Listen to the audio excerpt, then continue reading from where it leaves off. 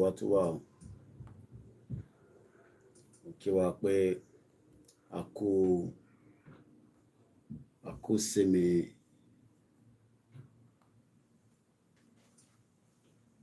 ṣàlàáfíà ni mo bá gbogbo wa. Ṣé ètò ń tò lọ́dọ̀ tí náà?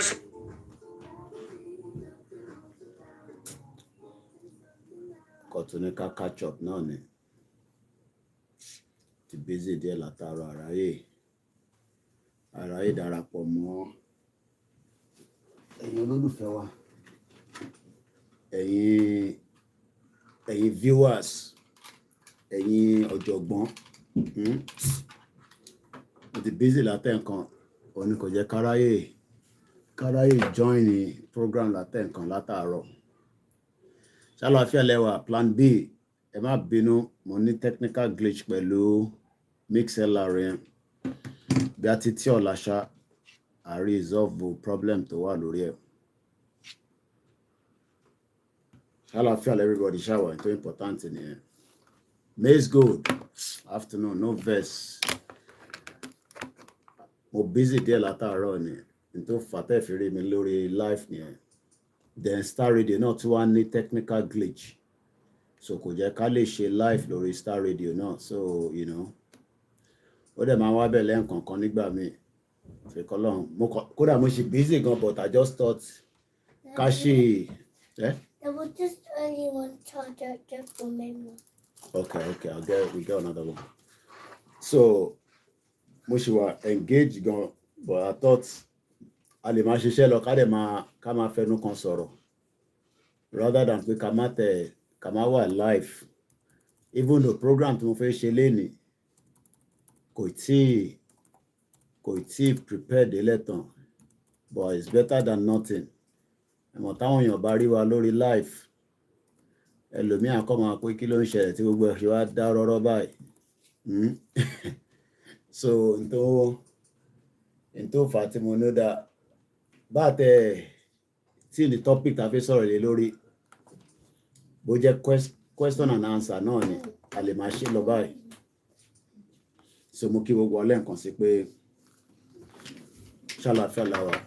Bàbá mi Kúnlé Ṣítà, sókè tọ̀hún lọ sókè dáadáa, alábàáwà pẹ̀lú yín o. Bàbá dáadáa. May's good. Nagode.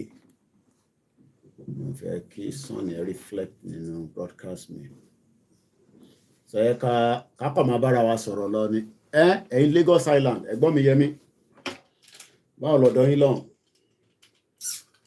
Ti busy látàárọ̀ ni, má bínú gbogbo yín. Kí ti wà live látẹ̀ǹkan, but my family, everything. So àdẹ̀njọ́gù gbogbo ẹ̀mọ́ra wọn náà ni. Kí gbogbo ẹ̀ náà lè ṣe kí ni kó lè létò. Àlàáfíà lèmi náà wà, ṣàlàáfíà lèmi náà wà. Ẹ̀yin tèmi lórí TikTok, Nagode ẹ̀yin tèmi lórí TikTok. Àwọn oníwàhálà ní TikTok yẹn Ọlọ́run. Àwọn oníwàhálà ló pọ̀ lórí TikTok. Wàhálà wọn ti pọ̀ jù níbẹ̀. Wọ́n máa ń dà mí láàmú gan lórí TikTok. Ẹnu ìṣàlàáfíà everybody wà ṣá. Báwo ni Lagos lénìí? Ó dà pé everybody dẹ̀ ti wá adjust to kí ló ń ṣẹlẹ̀. Àwọn èèyàn complain mọ̀ pé wọ́n kẹ̀. Àwọn Nàìjíríà yẹn ìgẹ́ta sí bí o.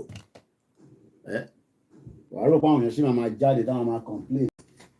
Ó dà pé everybody dẹ̀ ti wá yeye ó gé ìyá dáadáa.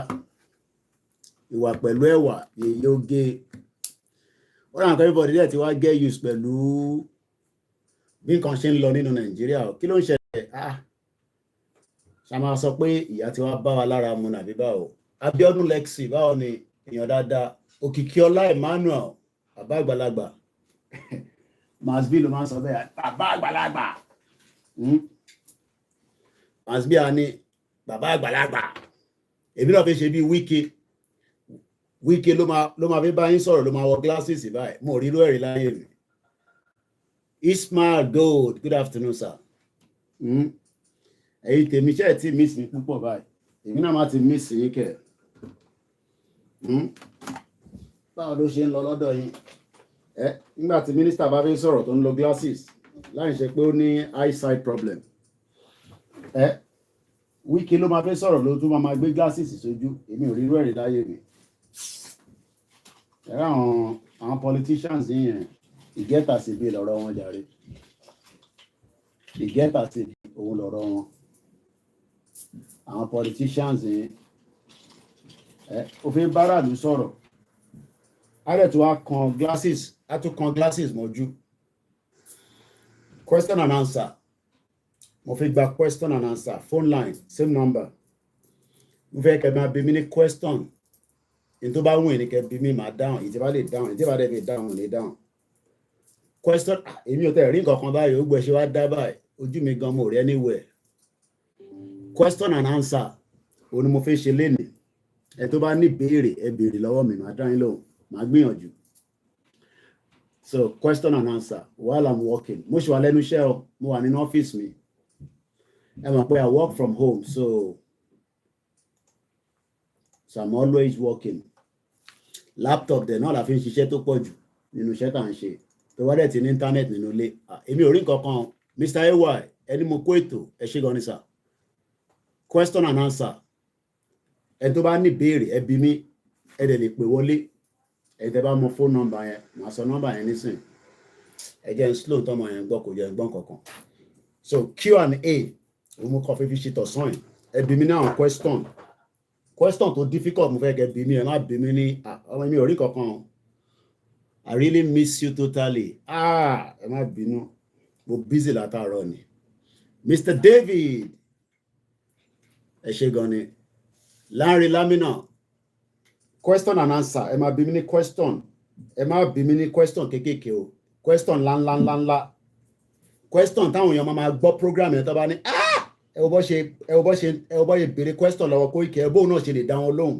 ẹ rí pé ó ń hide ẹ̀ǹgún wọn tó máa ń sọ nìyẹn ìyàwó Amdalat mo kí question and answer ẹ bí mi ní question ẹ béèrè question lọ́wọ́ mi ẹ jẹ́ slow tán mọ̀ yín play ìdè nílò àjà rẹ̀ ọkàn ọmọ òdùà wọn ní sí lórí ìjókòó wá dẹ̀ máa fi tiwọn disturb olú ẹ̀ ọba dẹ̀ manage ara wa ni wọ́n ní kọ́kùnrin rédíò kọ́bìnrin rédíò àwọn kan fẹ́ máa pọ̀wọ́ yẹn fún mi question and answer óyá ẹ̀ tó bá fẹ́ pè wọlé àti ṣojú òpó +4474044059 Q&A question and answer lórí comment ẹ bí mi ní question máa dá yín lóhùn can we ask question in the comment section why not must be what ṣé wọ́n ló máa bí máa bẹ̀rẹ̀ must be o ṣé fẹ́ ká jọ yọ ìṣẹ́ síra wa ni must be èèyàn ti gbowó ṣá mo ti jó tó ti padà sábẹ́kúta ni must be má sọ location ẹ fáwọn èèyàn tó bá ti padà sí Nàìjíríà má sọ location ẹ hàn you have to remember that you are a target so ọlọ́ba ń fi ìṣọ́ ẹ̀ṣọ́ wa káwọn náà máa ṣọ́ra wa o àwọn tó ń ṣọ́ wa pọ̀ rẹpẹtẹ lójoojúmọ́ irú èmi náà gan tí mo wà ní London gan tí bá ń rìn báyìí máa ń bojú wẹ̀yìn ni o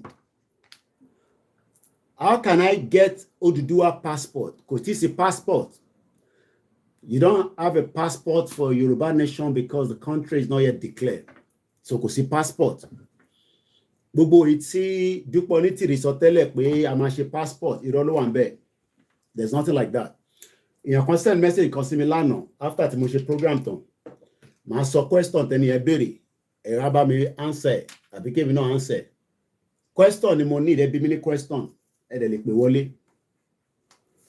ẹ kí n change screen mi line kí lè máa fi rí ìtẹ̀sílẹ̀ lé ilé náà for now ẹ bí mi láwọn question tó bá wà lọ́kàn yín lórí Nàìjíríà àbí lórí Yorùbá nation anyone ẹ bí mi ní question èmi á dẹ̀ máa fẹ̀gbẹ́ kan ṣiṣẹ́ lọ bẹ́ẹ̀ ni o yeah I'm available for any question it doesn't matter silver gold mo rí ẹ ń bẹ̀ tí n bá wo bíbá ẹ má wọrí mo monitor question and answer ẹni bíbá ẹ jẹ́ ń gbé because another platform kan wà tí mo ń tètè rí pàwọn wà níbẹ̀ ìyẹn ni ti Koiki Oduduwa so let me try and get that up and running so that táwọn èèyàn bá béèrè question mi dẹ̀ ní láti fẹ́ lè sí charger kì í má máa ṣe bí àwọn Masbi àti Lady K tó máa ń lo power bank fi charge. màá fi power bank ṣe program. What a country. So kò sí èèyàn kan béèrè pé I need Oduduwa passport. Nigerian passport nìkan ló ṣì wà available. Kò sí anything tó ń jẹ́ Oduduwa passport. Ìyá dáadáa gbé mi lékè. Ìyá lálùbáríkà. Ṣàlàfíà lẹwà mọ́mì. A beautiful auntie. Mo kí ẹ ìjáyà. Mo ṣe gbọ́ voice tó fi ránṣẹ́ láìpẹ́. Mo ṣe gbọ́ tán ni. So ẹ bi mí ní question. Mo need the question. Ẹ bi mí ní question. Any question tẹ́ bá fẹ́ bi mí, màá gbìyànjú láti answer ẹ̀ níwọ̀nba tí agbára mi bá lè gbé. Èyí tí agbára mi bá lè gbé mi náà padà lọ bèèrè lọ́wọ́ àwọn èèyàn. Màá padà wá sọ fún yín. Kò sẹ́ni tó mọ anything tán láyé. À ń gbìyànjú náà ni. So, Mr. Koiki, do you think the Yoruba are ready that our people back home understand the journey? Our people are not ready yet. Àwọn èèyàn wa nílé, they are not fully ready. Àwọn èèyàn wa ti ready. Kò ṣe gbogbo àwọn èèyàn wa ló ready. As much as Yoruba nation tá ń pariwo lójoojúmọ́, majority of the people at home do not want Yoruba nation. So that is the fact of a Yoruba nation. The percentage of àwọn tó fẹ́ Yoruba nation nílé kò pọ̀ tó àwọn tó fẹ́. Olúkálùkù ló dẹ̀ ní reason ẹ̀. What is the plan for making Oduduwa visible? What is the plan? Ìbéèrè tó wá ni pé kí ni ètò láti lè jẹ́ kí Oduduwa or Yoruba nation kó wà visible? Ṣé visible pé kó wà in reality àbí eléyìí tá kàn ṣe lórí social media?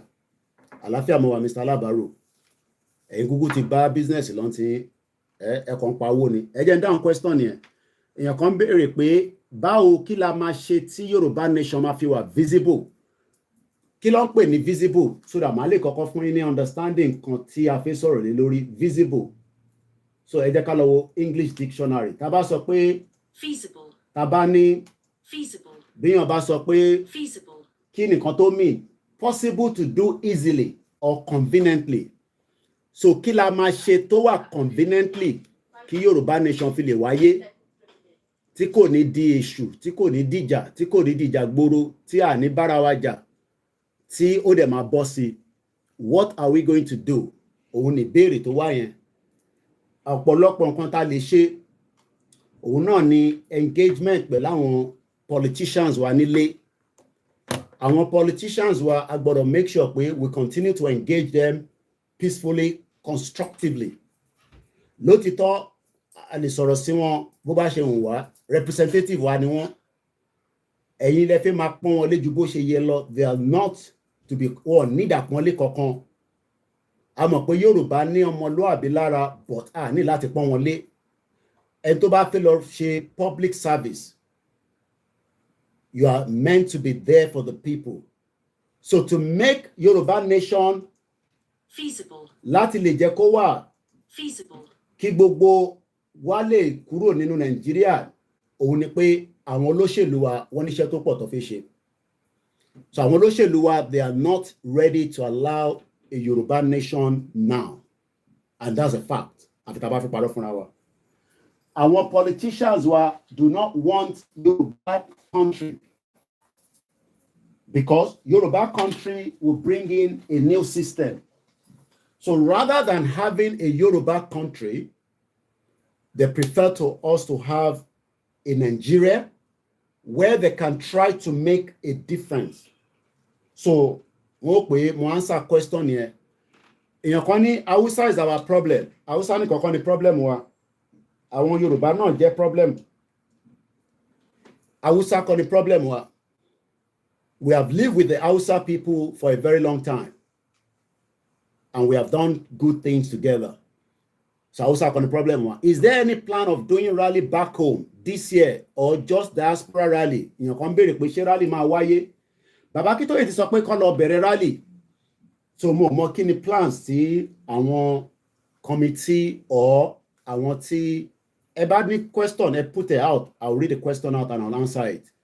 Q&A náà ni mo try láti ṣe while I'm doing my own work because mo ṣe wà lẹ́nu iṣẹ́ báyìí mo wà lọ́fíìsì mi tí mo ń ṣiṣẹ́ so ó ní kankan tí mo lè ti fi fóònù yẹn okay máa wo email mi nísìnyí padà because ẹ mọ̀ power media oríṣiríṣi event ló máa ń wá so a gbọ́dọ̀ lọ sáré ṣe tó ń pè ní media accreditation mo ní sọ event yẹn fún yín but I'm trying to do something that has to do with media accreditation so yeah there is going to be a rally àmọ́ party wà ní August September rally máa wáyé ní New York City ní next month ní United Nations General Assembly mo kí Ìdòwú Michael so rally máa wáyé ìyẹn ní next month ní United Nations so we are hoping that we should be able to start a kind of a rally náà ní Nigeria not the rally of Nigerian Labour Congress the rally of Yoruba Nation movement ni mo ń sọ I'm about NLC. I think they're saying that they might come out again. I don't know what the situation is, but we're different from them. So I hope that answered the question. Yes, your Kononi, Hausa, Tawa, Yoruba, we are both the problem. I won't dispute that. I will not dispute that at all. Mr. DG75, thanks so much. I'm trying to see if there's another. Personally, I feel this fight for Yoruba Nation is not visible. The reason why that is sọ pé kò wà visible again kí ni meaning ni feasible tá bá sọ pé feasible tí yàn bá sọ fún yàn pé feasible ẹ jẹ́ ká wo English dictionary ẹ̀ what does it mean if something is not visible capable of being done or carried so yàn kan sọ pé àwọn believe pé this Yoruba Nation mo fẹ́ ka question yẹn personally ẹni yẹn sọ pé personally àwọn sọtẹlómi o àwọn feel pé this fight for Yoruba Nation is not visible Sherry campaign for this because àfẹ́ kó di ìjà tá máa ní à ń bára wa jà pẹ̀lú àwọn government moreover we don't have the means to fight the government I mean you don't have the means tẹ́ bá máa fẹ́ government ìjà guerrilla warfare lẹ́ máa bá government ìjà and there will be a lot of bloodshed. So tebani kò wà visible pé rí pé wà visible is because gbọ́ tó ń sọ léraléra lórí NTA gbọ́ kó sọ lórí Arise Television and all those platforms. So it seems that inú social media ẹnìkan lẹ ti ń gbọ́ Yoruba Nation but it's a lie. Tí bá type in lórí Google nísìn Yoruba Nation mo kàn type in Yoruba Nation and you can do the same thing. I've just typed in Yoruba Nation on Google and it has come back with 18 million results in 64 seconds. I'm sure pé 10 years ago, tẹ́ type in Yoruba Nation and read that amount of figure. I'm sure you know what I'm talking about. Kí má gbàgbé ra pé mo ti charge laptop tí bí yẹn kó má kọ̀ lọ paná mọ́ mi lójú. Mo pé nǹkan tí mo sọ show clear mo ń bá ẹni tó ṣe ń béèrè visible yẹn ni o I've just typed in Yoruba Nation on Google and it has come back with 18 column 100 column 000 in under 64 seconds. That means something. That is a job that has been done in 3 years. Kó lè fi dé stage here. And let me say what I've come up. Wikipedia came back with Yoruba people. The Yoruba people are a West African ethnic group who mainly inhabit part of Nigeria, Benin, and Togo. Then the Guardian, if you search, you see orí Google. Then the Guardian sọ pé latest on Yoruba Nation. The latest news in Nigeria and the world, the Guardian newspaper. Then there are a couple of videos. Yoruba Nation is in big trouble. That was Drive TV. YouTuber. Then there's another one that says that was 16th of February. The 9th of January, there's another TV city. Watch one dead as police Yoruba Nation agitator clash. That was the last rally. Tashini Ojota, January 9. So Tebaniko were visible. I think we gotta give credit. How about if it's up 100%? We can say 75% we've been able to push Yoruba message to Nigeria.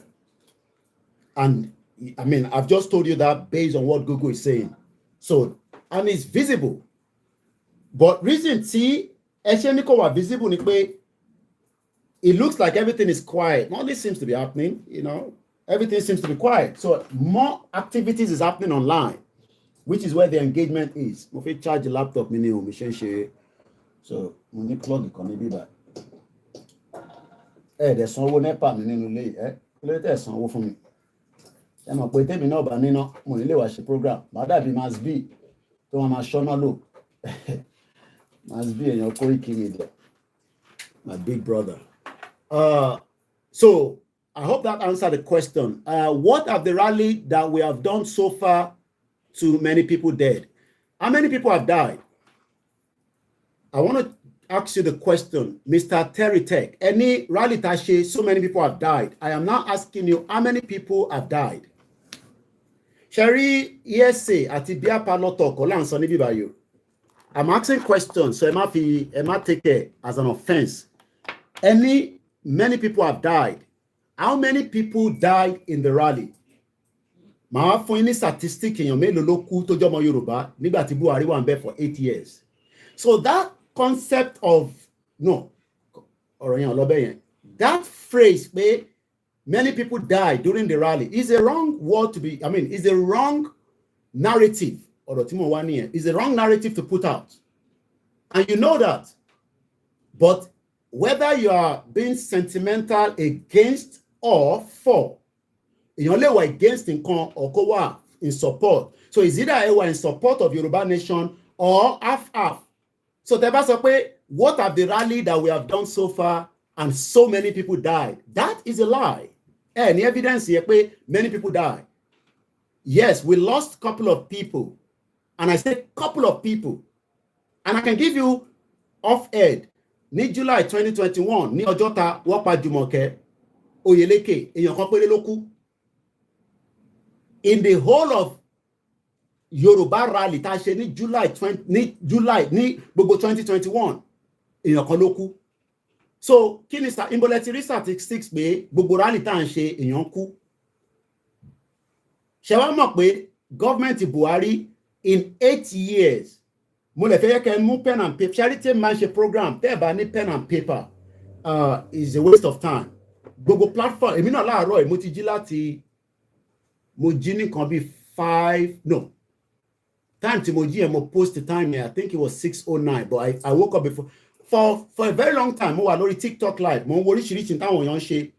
Woman kan ọ̀rọ̀ àlùfànṣá ló ń sọ, but àwọn èèyàn wà satisfied. Ó ń sọ̀rọ̀, èmi ò fẹ́ ọ̀rọ̀ yẹn ń ṣe ọ̀rọ̀ tí mo fẹ́ máa sọ lẹ́nu yé yín. Ọ̀rọ̀ ọkùnrin àtọbìnrin. Àwọn èèyàn lè wà níbẹ̀ tó ń wà happy, tó ń enjoy it. Bọ̀bọ́ kọ́tẹ̀, I'm sure pé àwọn kan náà máa wo program yẹn. Láàárọ̀ yìí ni mo sọ, bọ̀bọ́ yẹn ló máa ń fẹnu láàkì nìyẹn, ká má fi gbogbo ẹnu sọ̀rọ̀. Ọ̀sán láwà. So people have different content tó ń ṣe. Èmi náà wà níbẹ̀, mo ń gbọ́ nǹkan tí woman yẹn sọ. Bọ̀bọ́ yẹn ní Port Harcourt ló ń wà, ó ní wọ́n máa ń sanwó fóun. Then mo tún lọ sí different platform náà tí mo ń gbọ́ nǹkan tí wọ́n ń ṣe níbẹ̀. Well, the number to call is, you have to write it down, +44 74 044 05917. That's the studio number.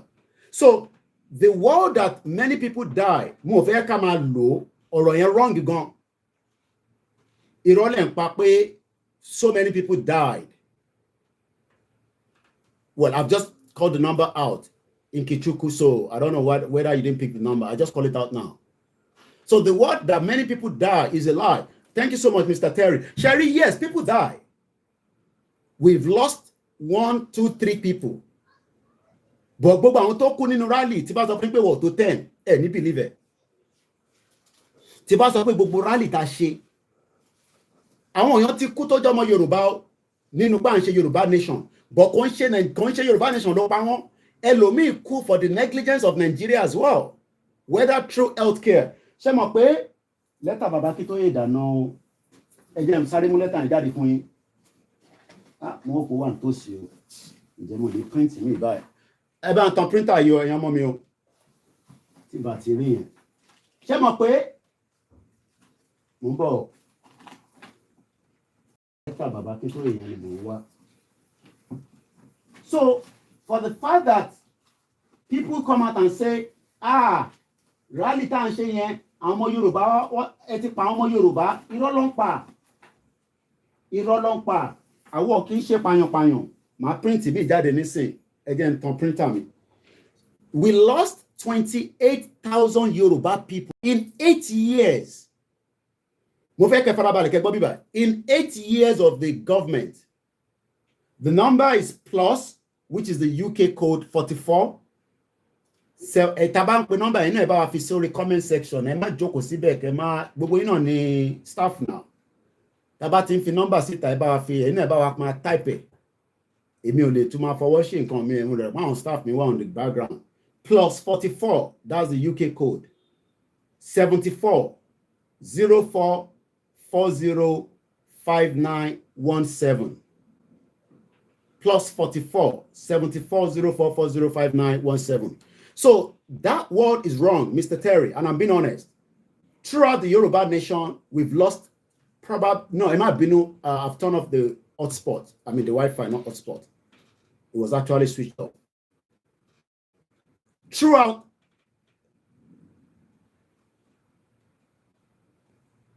voice. Thanks so much, my brother. One love, man. Mo love you, thank you so much. So throughout this campaign of Yoruba nation, mo mọ gbogbo àwọn èèyàn tó ti kú nínú Yoruba nation. Nígbà kan wọ́n mú bọ̀bọ́ kan sí Abẹ́òkúta nígbà tá lọ ṣe rally náà ni o. All of a sudden àwọn èèyàn kò bẹ̀rẹ̀ sọ pé àrí bọ̀bọ́ yẹn mọ́ wọ́n wá fi sínú prison kan l'Abẹ́òkúta. Wọ́n jẹ́ kó gba phone number. Wọ́n jẹ́ kó pè jáde again part of the country. Ó wá wà níbẹ̀ títí ó rà ń pa wá fẹ́ release àwọn kan ní prison. Ó wá ní kó bá òun sọ fún àwọn èèyàn níta pé wọ́n ti mú òun wà nínú prison. Tẹ́ bá rántí pé àwa gbé rally lọ bá wọn nínú prison yẹn. Mo rántí orúkọ prison náà l'Abẹ́òkúta. Wàhálà yẹn pọ̀ gan. Wọ́n ṣàdán máa fi bọ̀bọ́ yẹn sílẹ̀ pé ká má worry káwọn èèyàn máa lọ wọ́n máa fi sílẹ̀. Àwọn kan wá fẹ́ lọ fún ní aṣọ níjọ́ tán náà máa fi sílẹ̀. Trailer gbá mọ́tò wọn. I think we lost 2 people straight away. Ẹ lè blame yẹn sí Yoruba nation. You blame that to Nigeria. So Nigeria has killed Moki Ayomi Kundamiju. Ẹ ṣé gan ni Mr. Adekunle Rahman. Should get number in that year plus 44 04405917. Yeah, let me pin that. So I'm taking Q&A. There's no topic. It's just question and answer. So every minute question, Madam Ilo. So Emma Eka Malo, àwọn Yorùbá pààyàn torí pé wọ́n ṣe rally is a lie. Nigeria, ẹ jẹ́ not printer me because mo mọ̀ tí mo fi letter bàbá kí tó yẹn sí ẹ jẹ́ print mi jáde. So the word pé Yorùbá pààyàn yẹn is a lie. I don't believe that. It's just a lie. Wọ́n kàn fi máa bá orúkọ Yorùbá tó tẹ̀ wá ẹni ó wà ní sleep mode ni ó wà on. So kò sí nǹkan kan tó ń jẹ́ pé Yoruba rally ó ti pa ọ̀pọ̀lọpọ̀ àwọn èèyàn is a lie. Is a complete lie. During Buhari, we lost 28,000 Yoruba people. I think we have a first call. Let's go straight to the caller. Hello, caller. Hello, very brief and go straight to the question or comment and let's move forward. Go ahead, Mr. Adams. You're a regular. Okay. Question méjì mo kàn tẹ̀ fẹ́ béèrè. I'm going, sir. Àkọ́kọ́ ni pé ṣé kò sí òfin tí ó lè mú àwọn tó wà ní diaspora tí wọ́n ń da gbogbo àwọn tó wà nílà. I'll answer you straight away. Kò sófin kankan tó lè mú anybody. That's the answer to that. Kò sófin kankan tó lè mú anybody. We are living in a new world era. So òfin tó lè mú anybody ni òun ni pé tí ẹni yẹn tó bá commit offence. But pé yàn kan ó ń da Yorùbá nation rú, ó ń ṣe kíní kò sófin kankan tó lè mú níta. Not even in Nigeria anyway. So that answers the question. Mo ń gbọ́ kí ni question kejì. Okay. Lẹ́ẹ̀kejì ni pé ṣé bàbá Akíntóyè ò lè pe àwọn tó jẹ́ governor like àwọn governor àti àwọn senator tó wà ní South West nìkan ká mọ ẹni yóò fẹ́ sí Yorùbá nation ká mọ ẹni tó ń takò wá gẹ́gẹ́ kan ká lè mọ ìgbésẹ̀ tá a máa ṣe. Okay, they're not going to tell you that. Even tí Baba Akintoye bá communicate pẹ̀lú àwọn governors or àwọn politicians, I was privileged to meet Pa Adebanjo. Mo mọ̀ tó sọ nípa àwọn governors, gbogbo governor pátápátá, mo mọ̀ bí tí gbogbo wọn wà. I know where they are based on in tí wọ́n sọ fún àwa nígbà tí mo lọ rí wọn. But it's not for public consumption. Mo mọ̀ tí bàbá Payo Adebanjo sọ lórí àwọn governor wa. So n tó bá lè mú bàbá Payo Adebanjo sọ yẹn fẹ́ mi àti CSI, definitely bàbá wa Professor Oraku, wọ́n mọ̀ bí táwọn governors wa kọ̀ọ̀kan wà, but they cannot come out and say, ẹ̀yin ọmọ Yorùbá, Dàpọ̀ Abíọ́dún ò ṣe Yorùbá nation no. Dàpọ̀ Abíọ́dún gbogbo wa máa face. Ṣèyí Mákindé ò ṣe Yorùbá nation no. Òun la máa face. So as far as I'm concerned, gbogbo wọn ṣe Yorùbá nation, and that's all I can say. So kò likely pé ẹ máa gbọ́dọ̀ ọ̀rọ̀ yẹn jáde lẹ́nu bàbá Akíntóyè pé ìdí ìbàyẹ̀ láwọn governors wa wà.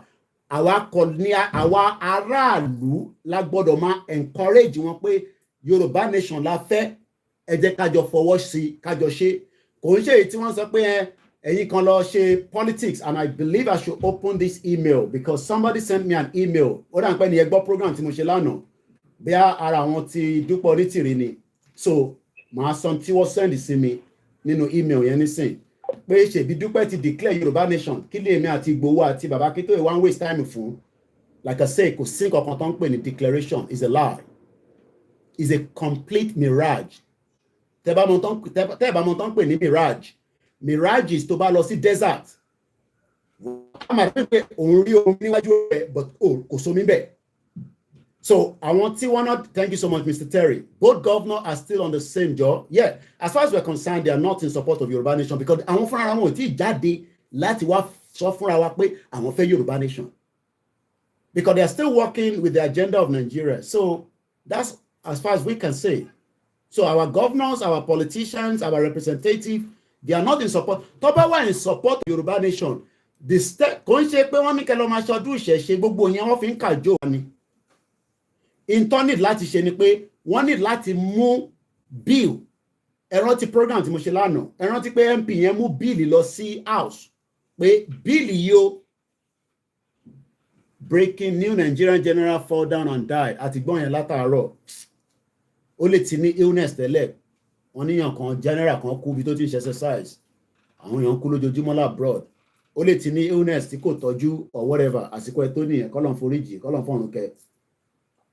Òun ti ṣe tiẹ̀ nìyẹn. So in the nutshell pé wọ́n ti declare Yorùbá nation, nẹ́ni yẹn fi ló fi send message sí mi lánàá. Mo máa try láti ṣí email yẹn. Mo fi lọ wá email yẹn jáde. But mo reply ẹni yẹn, but máa ka email yẹn síta. So these are still people that believe that Yorùbá nation ti wà declare. So nígbà tí Yorùbá nation ti wà declare, kí làwọn wá ń ṣe wàhálà fún tá a fi support ẹni tó ti declare Yorùbá nation? And I'm asking everybody, do you think that Yorùbá nation has been declared? Ẹ̀yin tẹ́ wà lórí comment section, kó má yẹ pé mi ni mò ń sọ tèmi. Ṣé wọ́n ti declare Yorùbá nation? Yes or no?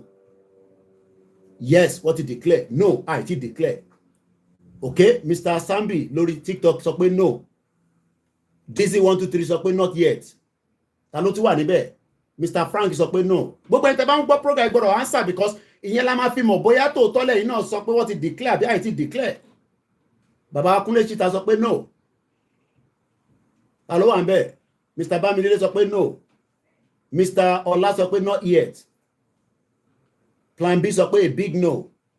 Gani Olóyè sọ pé no. Prince Ademola sọ pé that is a lie. DG75 sọ pé that is Amala declaration. Adesina Bishop sọ pé Yorùbá nation is not yet declared. So that is about it. So ìyá mi Ọmọ́wùmí àwọn kan sọ pé no. Kò mí pé tí ìjìnlẹ̀ ń sọ lórí pé àwọn ti declare. Mirage ni. Òun náà mọ̀ pé àwọn ò ti declare anything. But ṣé mo fẹ́ máa bá argue nígbà tá a fi bára wa jẹ̀ṣẹ́? At least èmi tẹ̀ sí lè lọ Turkey, èmi mọ̀ bí ẹ̀jìnlẹ̀ lè wá London. Because mo mọ̀ pé àwọn tó wà ní Turkey, most of them don't have one ní ìwé tó lè fi travel lọ sí wà ní Turkey. Turkey kọ́ máa ń fún wọn ní small paper bí Dubai náà ni láti lè gbé níbẹ̀. Èmi dẹ̀ gbé ní UK for 25 years. So bíyá Turkey tí jìnlẹ̀ ń gbé, bíyá perspective ti Turkey ló fi ń operate Yorùbá nation pé àwọn ti declare. Òun náà mọ̀ pé ibi tó ń wà yẹn, you know, is more or less like an illegal immigrant. Wọ́n kàn fún ní bí a 6 months ìgbà míì máa fún wọn ní minimum of 2 years ìgbà míì gan wọn fẹ́ lómi ní work permit ní Turkey ìlú ìgan wọn fún yàn work permit 15 years ló take mi kí tó gbàwé mi nílùú yìí 15 years that means pé wọ́n ti gba 15 years nínú ayé mi àwọn UK so irú ìtíjì lẹ́ ń sọ pé wọ́n ti gba country ṣáìdì bó ló gbà sí àdúgbò wo ṣé nínú Turkey bẹ́ẹ̀ ni ok ṣé Turkey recognize pé ìjìnlẹ̀ gan fúnra rẹ̀ ó ti wà nínú Yorùbá nation ẹ béèrè lọ́wọ́ ìjìnlẹ̀ pé ṣé Turkey gangan tó wà yẹn ṣé wọ́n recognize pé ó ti gba Yorùbá nation tó bá ti gba Yorùbá nation kò jẹ́ kó lo Nàìjíríà mọ́ ní Turkey kó wá máa fi Yorùbá nation country yẹn kó máa fi negotiate kó máa fi ṣe negotiation pẹ̀lú Turkey so it's a lie so ẹ má ẹ ká ok ó dà pé arákùnrin fẹ́ sọ̀rọ̀ lórí TikTok ni so ẹni tó bá fẹ́ pè the line is open Q&A là ń ṣe lénìí so question dẹ̀ lè gbé wa lọ sí anywhere àfáà sọ pé òmìnira lórí irọ́ wọn náà ti gba òmìnira fún wa lápapọ̀ lọ́gbà sí Grandma Felicia mo fi tọ̀wọ̀tọ̀ mo fi kí mà ẹ káàbọ̀ sórí ètò so gbogbo pé wọ́n ti gba country yẹn is a mirage irọ́ ni kò sí nǹkan kan tó jọ bẹ́ẹ̀ mo wà lórí program mo ṣe fẹ́ pè mí live direct lórí program àbẹ́kọ̀ fi bá mi sọ̀rọ̀ separate okay o máa ń difficult tàbá wà lórí program ó yẹ gbóhùn sókè nǹkan máa láti dìde if not wọ́n lè pick nǹkan tí mò ń gbọ́ tí ó yẹ bá mi sọ̀rọ̀ mo ti wà mo ti dìde mo fẹ́ àdé okay gbogbo àwọn mufti yẹn olórí burúkú ni wọ́n fi gbogbo àwọn mufti yẹn sílẹ̀ èmi ò fẹ́ dá sí gbogbo àwọn ọ̀rọ̀ yàwọn tó ń bá wọn jà tí ń bá wọn jẹ má wọrí ìyá mi ẹ má yẹ kí mi tún máa lọ sọ́nà gbogbo ọ̀rọ̀ àwọn tó bá yá àtẹ̀sìn gbogbo ẹ̀ ó máa níyànjú ìgbà pàtí ni system tó ń wọ́ọ̀kì ni tó bá pa ọmọ Yorùbá náà máa pa wọ́n bó ṣe máa rí nìyẹn má wọ́n rí ìyá mi ẹ fọkàn balẹ̀ mo ti rí fídíò yẹn ṣe gan ni gbogbo àwọn ọ̀rọ̀ mufti yẹn èmi ò fẹ́ dá sí torí kó má dà pé Koiki ó ń jàjà ẹ̀sìn ẹ̀jẹ̀ ẹ̀sìn kọ́dẹ̀ lè gbé dání so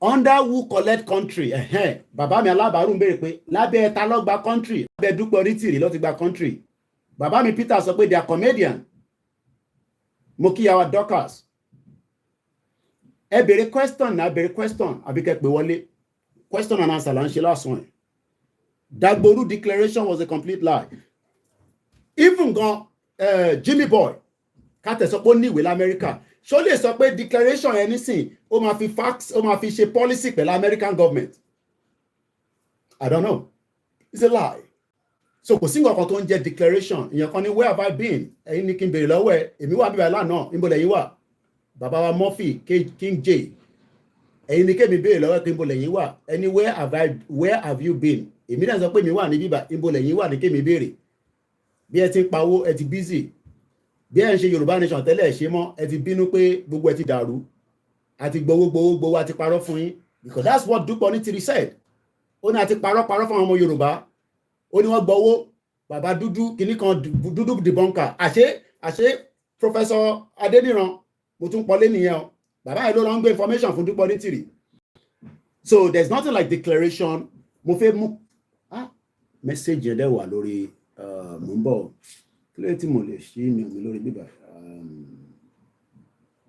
email ìbò lọ send ẹ̀ sí náà orí bíbá náà lọ send ẹ̀ sí àná lẹ́ni ẹ̀ send email yẹn sí mi so mo fẹ́ ka email yẹn so àwọn kan gbọ́ program mi tó sì jẹ́ grandma sọ pé irọ́ ń jẹ́ irọ́ lórí irọ́ ni ṣàgbàlagbà tí mo máa parọ́ ni grandma ló ń sọ pé nígbà tí grandma bá sọ pé àìtí gba country ṣe wá expect irú èmi ọmọ wọn kí wá jáde kí sọ pé mọ́mí mi Grandma Felicia o àti declare country wa ní November 20 last year o kò make sense now.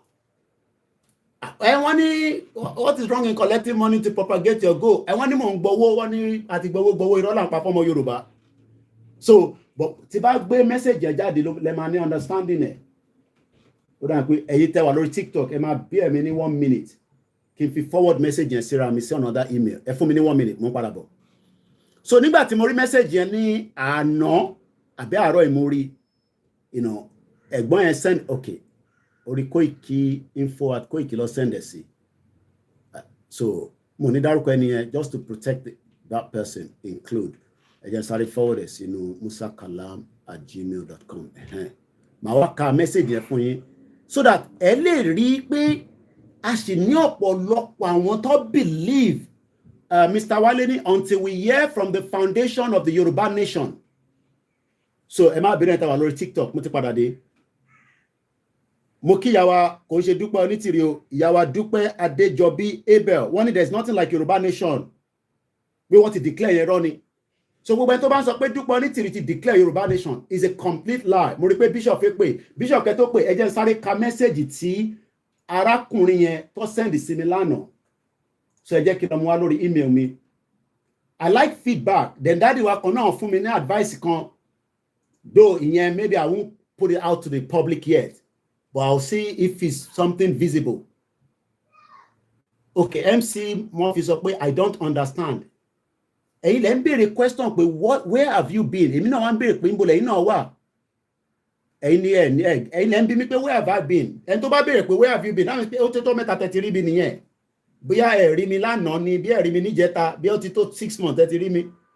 Àbí kí ni ó mean? Where have you been? Òyìnbó yìí máa lágbára o. Níbo lẹ wà? Ẹni where have you been? Èmi wà níbí bá ojoojúmọ́ ni mo ń ṣe program. But for 5 days ní last week, mo wà off. Èmi náà ní family, èmi náà spend the quality time. So bí àyẹ̀lẹ̀ ṣe sọ pé Koiki àrí ẹni gbogbo last week na ìwọ tó máa ń jáde tó máa ń ta tó ń parọ́ fún wa, ẹlòmíì máa ní rọ́lá ń pa. Now, ẹ jẹ́ kí n ka message tẹ́ni yẹn send wa. Wọ́n ní I, Mr. Koiki, MOA, ìyẹn ìyàmọ́ tó ṣe máa ń pè. Wọ́n ní ó seal, SELAE, ó ti seal the declaration. MOA seal the declaration because you, ìyẹn Ọláyọmí Koiki, Dr. T. Sunday Adéyẹmọ Ìgbòho, Professor Adébánjí Akíntóyè, waited for Tinubu.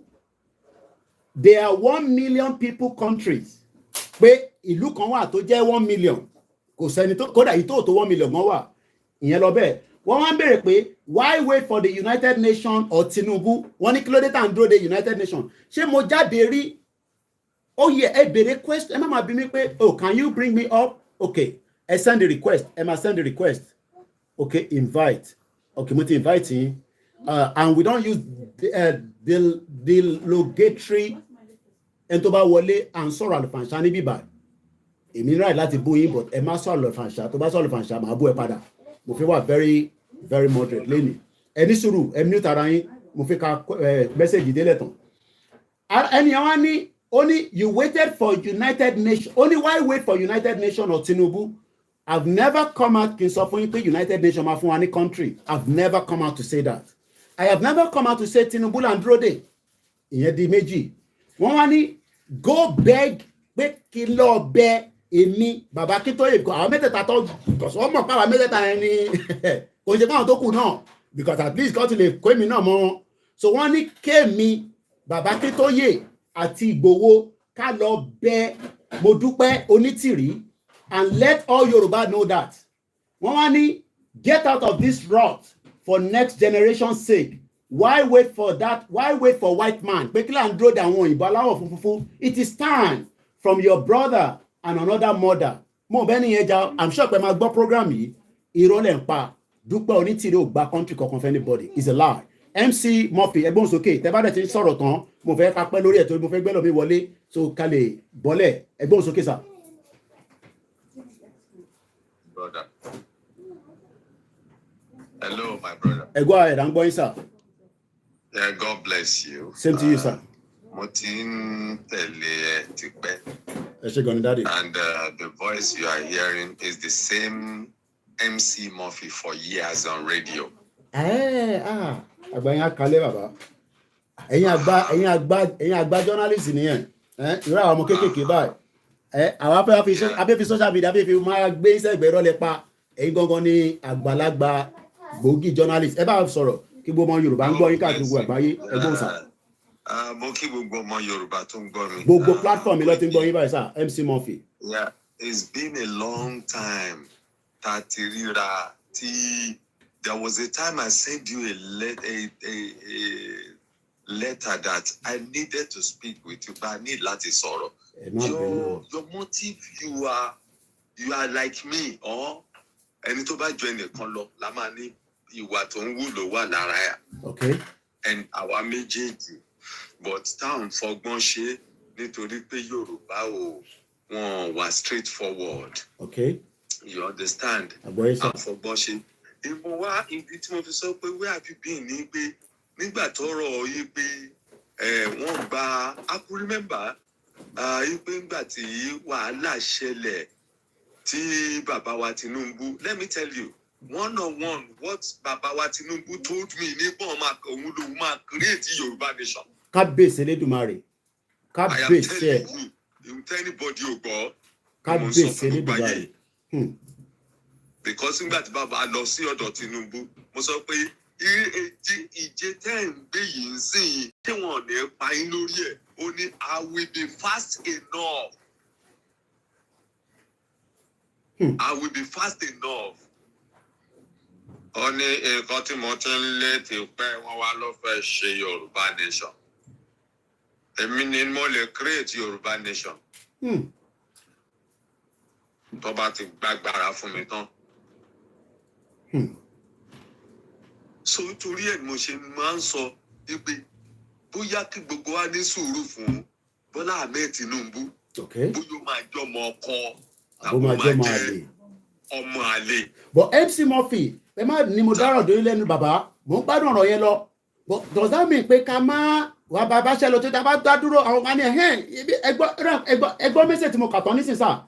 Wọ́n ní à ń dúró de Tinubu tẹ́lẹ̀ náà ni kódà wọ́n ní bàbá Akíntóyè ló fẹ́ jẹ́ kí Tinubu débẹ̀ ìyẹn ni bàbá yàn ṣe fẹ́ ká gba Yorùbá nation. Ẹ máa sọ tí lọ mú kọ sọ pé ṣé torí pé Tinubu ní that ambition tẹ́yìn ti gbọ́ ẹ mọ̀ pé mi ò gbọ́ lè rí báyìí ẹlẹ́kan sọ fún wa ìyẹn ó dẹ̀ kù sí yín láàrin Elédùmarè àti Tinubu bẹ́ẹ̀ bá parọ́ náà nobody knows. But does that mean that we should stop the campaign even if Tinubu has this ambition? No. Okay, ẹ máa sọ̀rọ̀ lọ ní tí mo fi gbọ́ nìyẹn. Ṣé rí ọ̀lẹ́ náà wá Yorùbá? Ṣé ló yẹ ká kí Kóìkì ipò kú bọ́lọ́run ṣe dá ẹ. Ẹ má ẹ̀kọ́ kí mi nísìnyí ẹ̀kọ́ fi mí sílẹ̀ bí Ọlọ́run ṣe dá mi bàbá wàláì. Àdàbí pé ẹ̀ ń pọ́n mi lé níwájú gbogbo èèyàn ni ẹ jẹ́ kó fi mí sílẹ̀ báyìí. No, mi ò pọ́n lé. Bẹ́ẹ̀jì ara ẹ àtomi ara ẹ ṣe rí nìyẹn. Okay. Nobody can change you. You are not emulating anybody. Wà wò kọ́ ṣe anybody. Bọ́lọ́hun ṣe dá ẹ. Kábíyèsí Elédùmarè. Bọ́lọ́hun ṣe dá ẹ ni. Bọ́lọ́hun ṣe dá MC Murphy ni. Now let me tell you the recent thing. Wọ́n ní NBC banned MC Murphy lórí rédíò. Nítorí òótọ́ ni. The Nigerian NBC does not want to. Nigerian Broadcasting Corporation lẹ́ ń sọ yẹn o. Yes, wọ́n fẹ́ kó sòótọ́. Mo gbọ́ bẹ́ẹ̀ bọ̀ ẹ jẹ́ ká fìyẹn lẹ̀. Bọ́ lórí Yorùbá nation. Kò yẹ kí Yorùbá tètè mì sẹ́yìn. Okay. Kò yẹ ká mì sẹ́yìn. The agitation should continue. Ọmọ máa kú, ọmọ máa yè. Ṣé bí gbogbo àwọn ọmọ gbogbo Nàìjíríà tá a tọ́kọ̀ wa pọ̀ ṣé gbogbo wa bọ́ ṣe wá ṣẹrú lóyìn dà báyìí. Àwọn kan ló ṣì wọ́ okay ká máa manage it's just a temporary solution for a problem ni ó máa níyànjú later. Let me tell you. Mo ń gbọ́ bàbá. Gbogbo ọmọ Yorùbá láti gbọ́ mi lórí platform yìí. Wọ́n ń gbọ́ tó ń ṣe kékeré Koikimedia ni. Ṣé rí Yorùbá, Hausa, Igbo, we are not the same. Kí ló dé tẹ́ sọ bẹ́ẹ̀?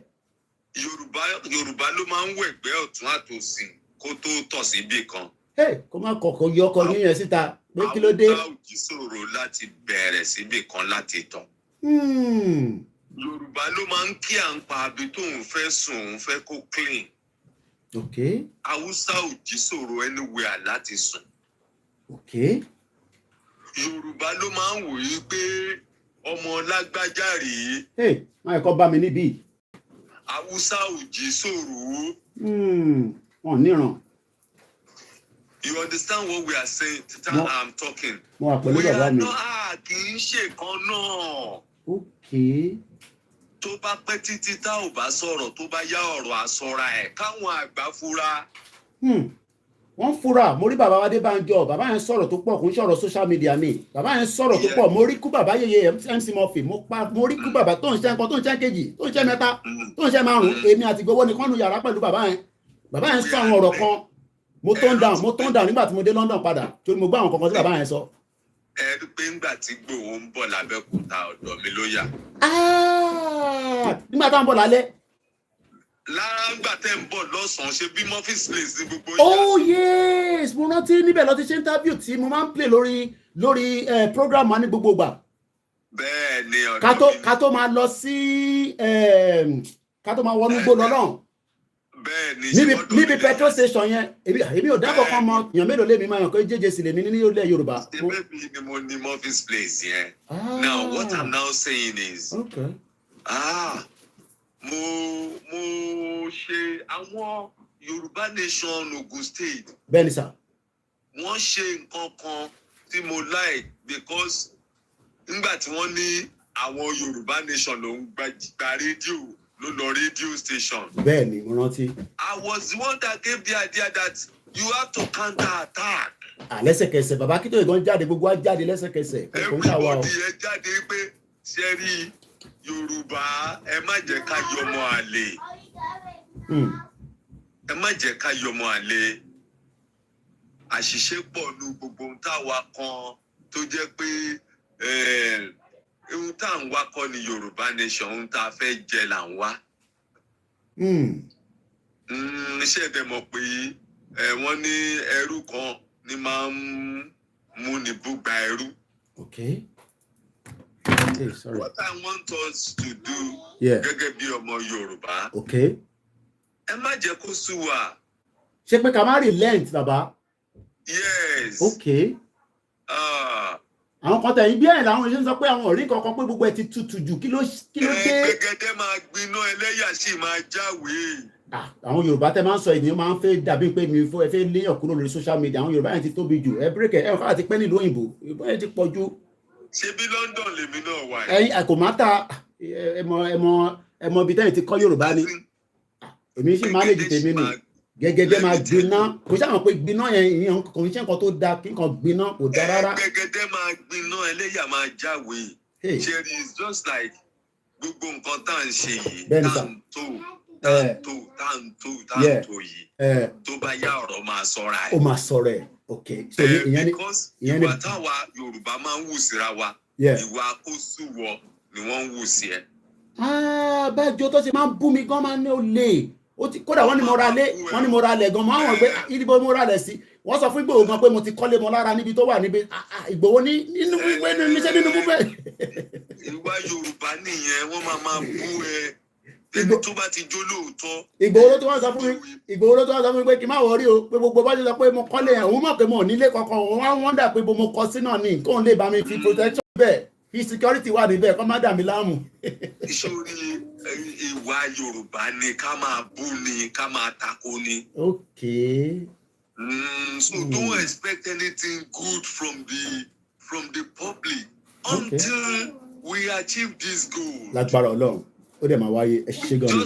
The only way tí mo lè lò ní ayé ni pé nígbà tí Ìgbòho ń bọ̀ tán ní kò síbi tó máa yà sínú Abẹ́òkúta mo ní ẹ jẹ́ kó identify pé your motive is what I want. mo rántí padúró níbẹ̀ lóòótọ́ bẹ́ẹ̀ ni. Eré Yorùbá Nation eré ká lè mọ bóyá Yorùbá yọ̀lẹ̀ àbá yọ̀lẹ̀ ni. Okay. Ṣé orí gbogbo nǹkan tá a ṣe ń ṣe yìí? Bẹ́ẹ̀ ni sà. Ordinary ní ìbẹ̀rẹ̀ ni o. Wow, interesting. Ìbẹ̀rẹ̀ ní ẹ̀ tí rí nǹkan kan. Ohun tó ń jẹ́ Yorùbá ní pé kọ́lọ́hún fún wa ní Yorùbá Nation yẹn. Yorùbá àwọn kan wà ọ̀fẹ́ wọn ọ̀rẹ́dí àti gbọ́ Yorùbá Nation torí pé ibi màdàrú ni wọ́n ti ń jẹ o. Wọ́n dẹ̀ pọ̀. Kódà ibi táwọn fojú sí gangan sef a lè má mọ̀ pé wọ́n ń jẹun níbẹ̀ ṣe rántí pé brọ́dà wa kan tó parí pé wọ́n lè máa gbé tírélà wọ́jẹ́ wọ́n ń gbé tírélà jáde ṣe mọ̀ pé àìmọye Yorùbá mi mọ̀ lára àwọn tó mọ̀ tó ń gbé tírélà jáde bẹ̀ yẹn níbi tẹ́pọ̀ ń gbà kọjá tó ní bàbá Bọ́lá Tinubu wọ́n ń gbé epo jáde níbí báyìí. Now let me tell you something. Kò sí ohun tá à ń jẹ tí kì í tán. Àfọlá Olódùmarè kábíyèsí ẹ. Nǹkan tí mo kàn fẹ́ gbogbo ọmọ Yorùbá tó ń gbọ́ wá ń sìn yìí kọ́ lọ fi sẹ́yìn tí wọ́n ní pé kí wọ́n fi ohun tó ń jẹ́ ọ̀tẹ̀ sílẹ̀ tó bá jẹ́ pé lótìítọ́ àti lódodo Yorùbá Nation máa wáyé ohun tó yẹ kí wọ́n máa béèrè lọ́wọ́ bàbá wa Ahmed Tinubu ń sìn ni pé where is Sunday Igboho? Hey, where is Sunday Igboho? Yes, nǹkan kan ṣo tó yẹ kí gbogbo wa máa béèrè rè ṣùgbọ́n àwọn èèyàn ò ní fẹ́ sòótọ́ olóòótọ́ làwa wọ́n ti mọ àwa o wọn ò fẹ́ràn àwa o ẹni tó bá fẹ́ràn àwa ẹni tó bá pẹ́ MC Murphy tó pè mí sí pàtí tó ṣe mí ní kankan àwọn tó fẹ́ràn mi gan ni wọn wà lébù mi nítorí pé o lè gbérí kì í ṣí wá bá mi bẹ́ẹ̀ ni wọ́n. Could it be that bàbá wa Bọ́lá Tinubu ẹ ṣe pé torí bàbá wa náà ni professor náà máa ń pè èmi kọ́ máa ń fẹ́ fún láwọn orúkọ míì náà àwọn èèyàn lẹ́ẹ̀tì náà Koiki ṣe díẹ̀díẹ̀ pẹ̀lú bàbá ẹ̀. Could it be that it's playing one kind of game torí pé kò sí any reason ó ti wà níbẹ̀ ó ti pé 80 something days sọ tó fẹ́ ṣe díẹ̀ sí ni kó tó sọ fún DSS pé kí ni Ìgbòho gan ṣe gan sef túlẹ̀ ọmọ wa ni. The question I want everybody to go to social media and be asking Tinubu is there's no force kò ariwo tó lórí ẹ̀. Okay. Kí gbogbo ẹni tó ń sọ ń pa Yorùbá nation pé Tinubu now ẹ rìlíìsì Sunday Maja ẹ fílẹ̀. Ẹni tó bá ṣe ti rí ẹni tó súnmọ́ Sunday Igboho kọ́ ló láìkẹ́ but Sunday Igboho mọ̀ pé MC Murphy láìkẹ́ òun tọkàntọkàn. Koiki láìkí Sunday Maja tọkàntọkàn.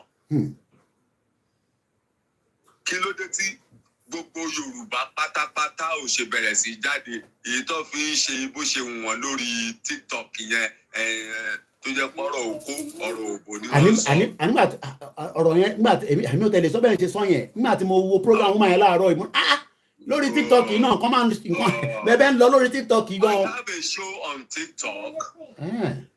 Mo ní show fresh wàrí fresh MC Murphy kí n jí. Òun ni mo máa ń tè mo máa ń ṣe show dáadáa but mo kàn máa ń jẹ́. Now what I want to say is this gbogbo ẹni tó bá ní Yorùbá nation àtàkéwì o àti olórí o àti kinní kan tẹ́ ẹ̀ bá kí n ṣèkà ẹ bọ́ sórí social media ibo ni Sunday Igboho wà wọn láti filẹ̀. Nítorí pé ṣe bí Yorùbá ló wà bẹ́ẹ̀. Ìyẹn náà ló yà wá lẹ́nu pé kí ló wá dé kí ló láti lẹ kó ló wá láti pẹ́ tó ìkẹ́ pé kí bàbá máa bá tiẹ̀ lọ. Ọ̀rọ̀ Haúsá kì í pẹ́ ọ̀rọ̀ Yíbò kì í pẹ́ kí ló ṣe Yorùbá ló wà ń bẹ̀. Bóyá àwa mọ̀ o bóyá bàbá wa Tinubu ń ṣe nǹkan lọ́wọ́ ẹ tètè ṣe o. Ó dà kọ́ tètè ṣe ẹ ṣe gan ni bàbá wa thank you so much. I am so glad to speak. Same here as well. Mo ṣe rántí nísìnyí pé yes nígbà tá à ń lọ yẹn a dúró níbẹ̀ ibẹ̀ ni bàbá ti grant interview tí gbogbo yẹn máa ń wò yẹn building ni bàbá MC Murphy láti grant interview yẹn mo rántí. Sunday máa dúró sábẹ́kúta mo ní let him be coming straight to Murphy's place. Wow. That shows if I am not carrying placard tí mi ò gbẹ tí mi ò wọṣọ mo identify ara mi pé mo wà ń bẹ̀. Ẹ ṣe gan ni. Òun ló ń pè ní Yorùbá máa ń sọ wípé àbọ̀ ọ̀rọ̀ là á sọ fọ́mọlúàbí tó bá dénú ẹ̀ àdòdìndín. I've passed a message to bàbá wa Bọ́lá Ahmed Tinubu. What you said don't forget. Kọ́ máa gbàgbé. Ẹ má gbàgbé o. Bàbá wa Ahmed Bọ́lá Tinubu ẹ má gbàgbé o. Bàbá wa Ahmed Bọ́lá Tinubu ẹ má gbàgbé nǹkan tẹ́ sọ o. Kábíyèsí o. Bàbá wa Ahmed Bọ́lá Tinubu mo fẹ́ràn yín o. Mi ò bú yín o. Mi ò bú yín o torí mo níbi mo níran. Ẹ má gbàgbé ohun tẹ́ ẹ sọ ní bọ́dílọ́ọ̀nù. Ṣùgbọ́n tẹ́ ẹ bá gbàgbé. Ẹ ń mí kanlẹ̀ ẹ ń ṣe. Ẹ má gbàgbé o. Bàbá wa Bọ́lá Ahmed Tinubu ẹ má gbàgbé o. Bàbá wa Bọ́lá Ahmed Tinubu ẹ má gbàgbé ọ̀rọ̀ tẹ́ sọ o. Ẹ má gbàgbé o. Because mo mọ̀ pé Nàìjíríà kọ́ tó gbé presidency lé lọ́wọ́ wọ́n á ti gbé condition oríṣiríṣi o. Condition oríṣiríṣi tó máa fi ṣe àwọn ọmọ Yorùbá bàbá wa Ahmed Bọ́lá Ahmed Tinubu. Àwọn èèyàn máa ń kí nílẹ̀ ìyẹn kan ní MC our daddy. Àwọn èèyàn mọ̀ yín dáadáa nìyẹn àbáyọ. Àbá àgbàlagbà. Bàbá wa Bọ́lá Ahmed Tinubu. Ìyẹn lèmi ṣe ń gbàdúrà pé kọ́lọ̀ fún lẹ́mìí gúngùn torí pé ẹ mọ̀ àlàáfíà ló kọ́kọ́ important. Àwọn málàmí sì á máa gbàdúrà pé kó sí kìkì ṣe tí màá tẹ̀ take over. Bí ṣe tí màá bá bẹ̀ lọ take over fúnjọ́ mélòó kan báyìí ká má tó lọ máa wà ní bàbá mọ́ problem. Bàbá wa Bọ́lá Ahmed Tinubu ẹ má gbàgbé o tẹ́ sọ o lágbára Ọlọ́run irun aràn yín létí o. Ọ̀bàrà ni kò sí ewé akóni níyè kò ní kóyè yín lọ o. Àṣẹ o ẹ sọ àṣẹ. Bàbá wa kẹ́ ẹ lè mọ̀ pé mo mọ tí mò ń sọ ni o. Ẹ ní parọ́ ẹ má gbàgbé o. Ẹ ní parọ́. Ọlọ́run á bá yín ṣe á ràn yín létí á ràn yín lọ́wọ́ o. So thank you my brother. Ẹ̀gbọ́n mi kò ní bàjẹ́ fún yín. Mo wà London for some time mo wà Thamesmead. Okay. Àwọn àdúgbò ńláńlá dárúkọ yẹn Thamesmead. Ọ̀dà bí a kẹ mú nọ́mbà mi later tí bá máa pe nọ́mbà yẹn síta ẹ mú nọ́mbà yẹn kẹ pè mí lẹ́yìn ètò ẹ ṣé gan ni thank you so much ẹ ṣé gan ni. Bàbá àgbàlagbà ló sọ̀rọ̀ tán yìí àṣàwọn èèyàn ńláńlá máa ń gbọ́ program èmi rò pé àwọn èèyàn kì í gbọ́ program yìí mo tún rí obì ní bíbà àyà mi máa ń jákẹ́ obì bíi ti báwo mo rí eke afọ́ mo rí oyè ó yẹ bá mi pè síta obì mẹ́rin lẹ fi sórí status ó yẹ gbóhùn sókè. Koikimedia. Adéyẹ my Biafra brother ó gbọ́ Yorùbá jù kí ló dálẹ̀ lọ. Russia no àwọn ti Putin dé then Putin people don arrive. I hear say Wagner don arrive Africa. The leader of Wagner don dey Africa. And so now we want am. Hey, Biafra no want even wait for anything. You want am. Woto. We want Wagner too. And Wagner said that they look for anybody wey wan join them. I don't know wetin go happen. I just dress like this. I don't even know say Wagner don reach Africa. Woto. How Russia now? Woto. We want Wagner there for backyard of the zoo. You go. Bola Tinubu go dey fear now. Wagner, Bola Tinubu. I don't know whether he go. Do you think say Tinubu and ECOWAS go still go attack Niger with Wagner and all these things wey dey happen there? You tell us, you dey Russia because the news wey dey Russia, they no dey let am filter to UK. They don't block RT. RT no dey on YouTube anymore. They no dey on the Sky. They don't remove them. So now you dey Russia. Yes. Oh yeah, go ahead. I'll let you say what you want to say so that I do not disrupt what you want to say. Go ahead. Don't block. Even Facebook not the work here. Facebook not the work here. Nothing the work here. Wow. Not only YouTube. The work here. Twitter self not the work like that for here. So they don't block everything. But what we believe say Russia want block both UK and America, UK and France, all this Western world, and America. It won't block the side whether they take breathe because they don't want them to breathe. Okay. So instead of one go the place where they breathe like all this Africa. Why you talk so? Why you talk so? Because now you dey Russia, me I know dey Russia. The thing where you they see, because the news where they give me here, they say Russia is a bad country. They be bad people, the government are bad. Maybe not the people, but the government Putin a bad man, in a bad man. What do you want to tell us? You there, Russia? No lie you. No, Russia, they're good though. Russia, they fight for. The time I never come here, they believe like that. But once I reach here, what I can see say Russia, mostly their president had the way where Africans they suffer. Okay. Where this Western world, they take our resources. Okay. They fight for stomach. They develop. We go, they do slave for them. They give Russia joy. You understand? Okay. Because themselves know they in good time with Russia based on the time where before the war, the ruble was flat. The ruble was flat. The war starts where Russia blocked him oil, where it's made and they use ruble. So the ruble can't get up small. Okay. So before they put because they talk about that ruble some few days ago. And they hear say ruble they balance, they go up, they go down. And they hear you they talk. The thing they go up, they go down. But they like like 6 years back. And he no fit dey like that because he want medicine they use robot, they buy him oil. Yeah, anybody where they interested, he go give them condition. So and they no want that side where them France they take breed, where then they take buy weapon, they challenge them. You know, so everybody they claim what power. So he want fix that side, he want block all those sides. So that's why we want them for Biafra land. Let them in a group go there for backyard, they watch waiting to happen first. So, Mr. Koiki, well done for your good job. Thank you get one video where they trend for social media. The one where they say unknown gunmen. I know say no be Biafra. I never talk about them, but I know say not the one you want to talk about. I will let you talk first, then I will talk about them as well. Go ahead. Okay.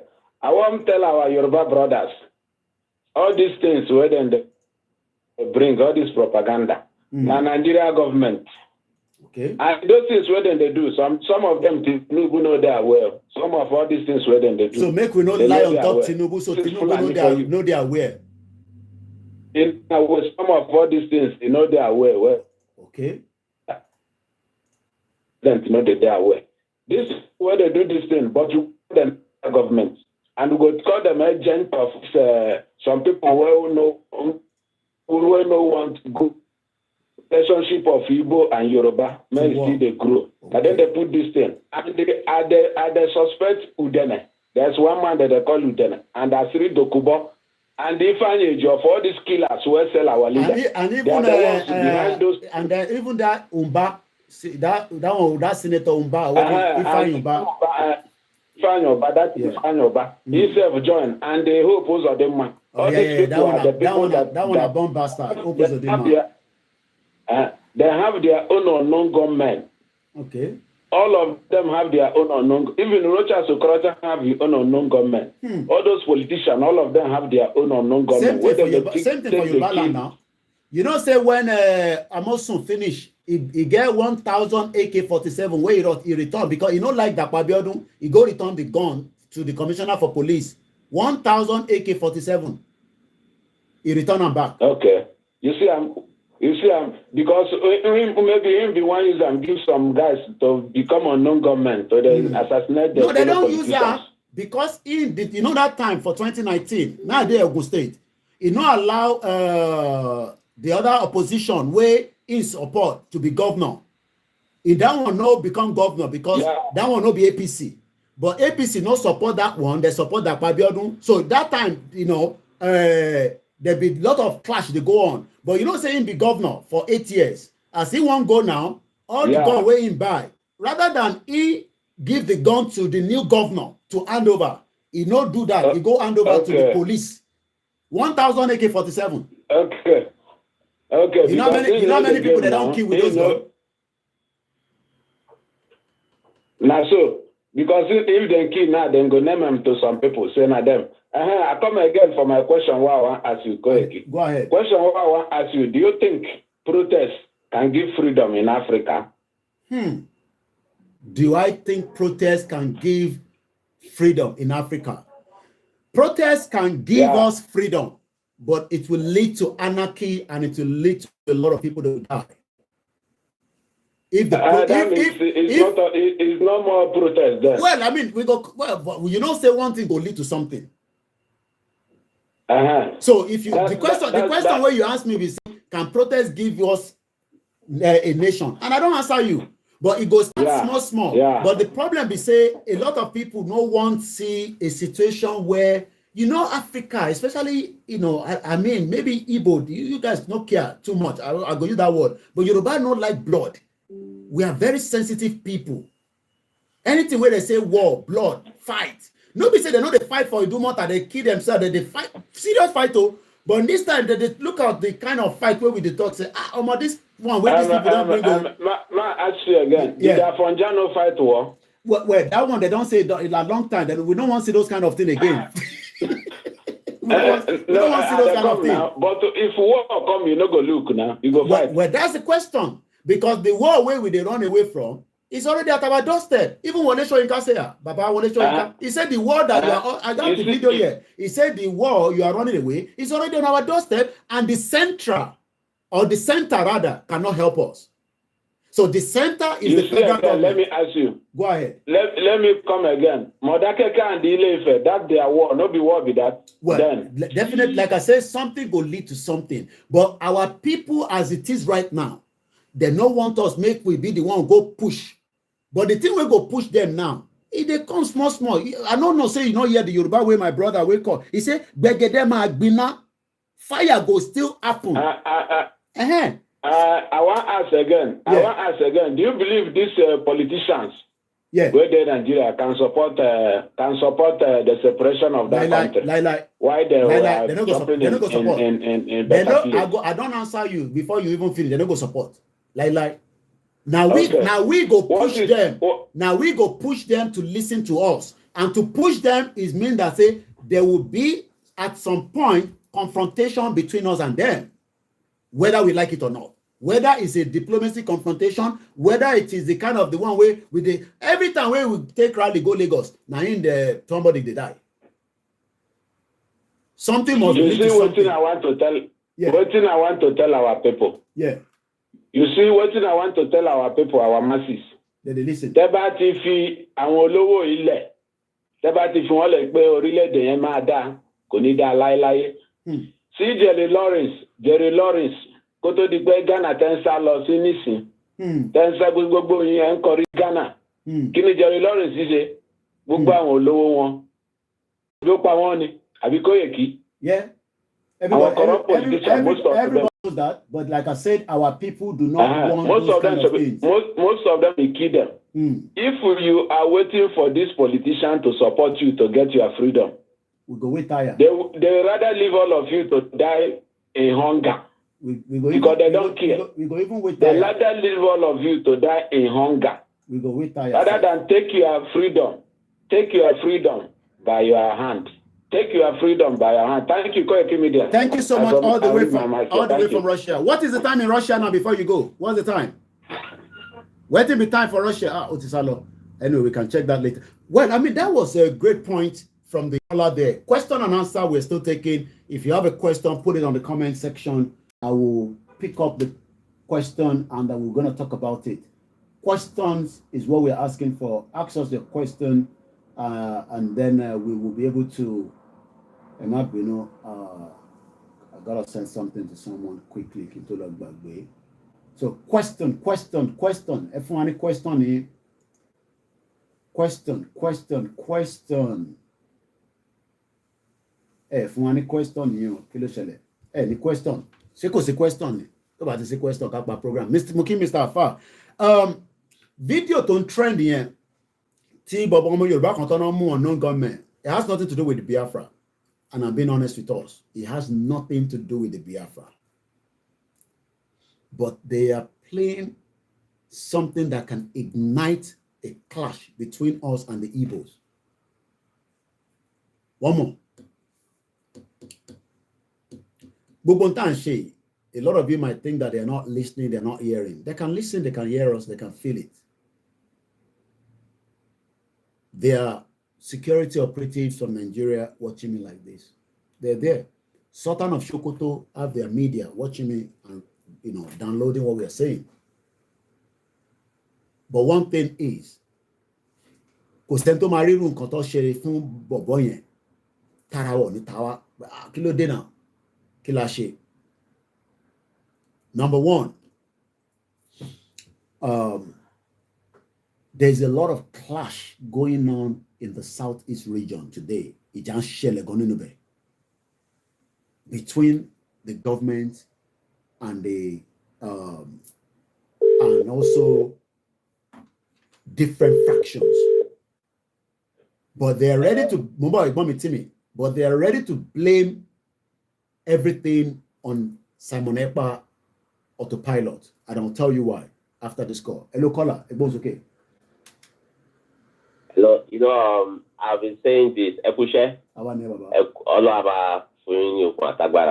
been saying this long time ago that we can't do this alone. We have to work together as a team.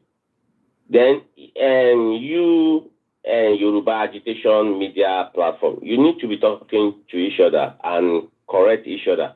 I just finished watching a program now. I don't want to mention the name of the presenter of the Yoruba agitator or something. Okay. She mentioned that Biafra are killing Yorubas. But we don't need to be saying this on air. Because that video you just mentioned, what if it is Asari Dokubo men that are doing it? Okay. What if it is they were only using it's a propaganda just to destabilize Biafra and the Yoruba? Yoruba nation and Biafra nation, we were on the same route. We were both fighting for the same mission. So definitely. How could such an important person that is fighting for you, that is promoting Yoruba nation, be saying that on here? I don't want to mention her name, that the Biafra are killing Yoruba, referring to that video. That video might be a propaganda. No, it's a propaganda. Exactly. Then you must have watched, you must have listened to who I'm talking about. The guy have been released from what somebody is saying on TikTok. I can't confirm that, but somebody is saying that has been released. Yeah, now I'm not putting it to you and other Yoruba nation agitators or media that you should be correcting each other, that we don't want to be here this kind of things on here anymore. Because it's like you're causing division between we and Biafra. Don't say this on here to people, to the listeners. I'm sure you know who I'm talking about. Then try and correct that person. That you can't be saying this on here. It's like you're causing a confusion. Okay. Because we're both we're both on same mission. So if you're not saying, oh, the Biafras are killing the Yorubas, it doesn't make sense. So that's all I want to say. All right, well done. Thank you so much. Again, that was a brilliant observation. Observation. Mokiba Baba Dennis. Mokiwi. Question. Yorubas are Yoruba and Igbos are Igbo. Stop missing the two, please. Definitely. Shari, in the world before our generation, there've been a lot of propaganda. The West play propaganda, the East play propaganda, everybody plays propaganda. Mokere, Mr. Dennis. So we have to be very, very careful. Especially there's already tension, apart from Yoruba nation, there's tension between the Igbos and Yorubas in Nigeria. We know that. We saw that during the election. There was a lot of tension out there. Some of our media agitators, I've listened to some of them. I can see they are not very, very okay with the Biafra. I know that. Some of them, not all of them, they are not okay with the Biafra. For me, 1 minute. They are not okay with the Biafra. But there was a section there mentioned that Biafra can easily leave us because we are not on the same territory. Territory of Totolambarawaja. Need. They can carve out Biafra quickly before Yoruba land.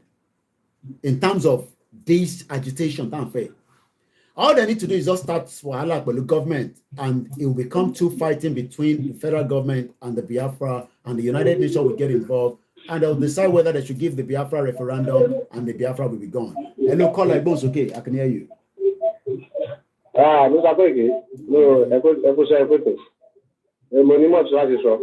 video send it. You want to release it, not to release it, but send it to WhatsApp. Check WhatsApp. Okay, all right, I'll have a look at it. All right, why not to release it? That's the most important thing. What the man has been released from what we have been told now. They want not to release it. Oh, show no one in no van here. Okay, I saw that video. Send the video. I think I saw that. Mr. Oshebi sent it to me, but at the moment, I just see the video. I played it.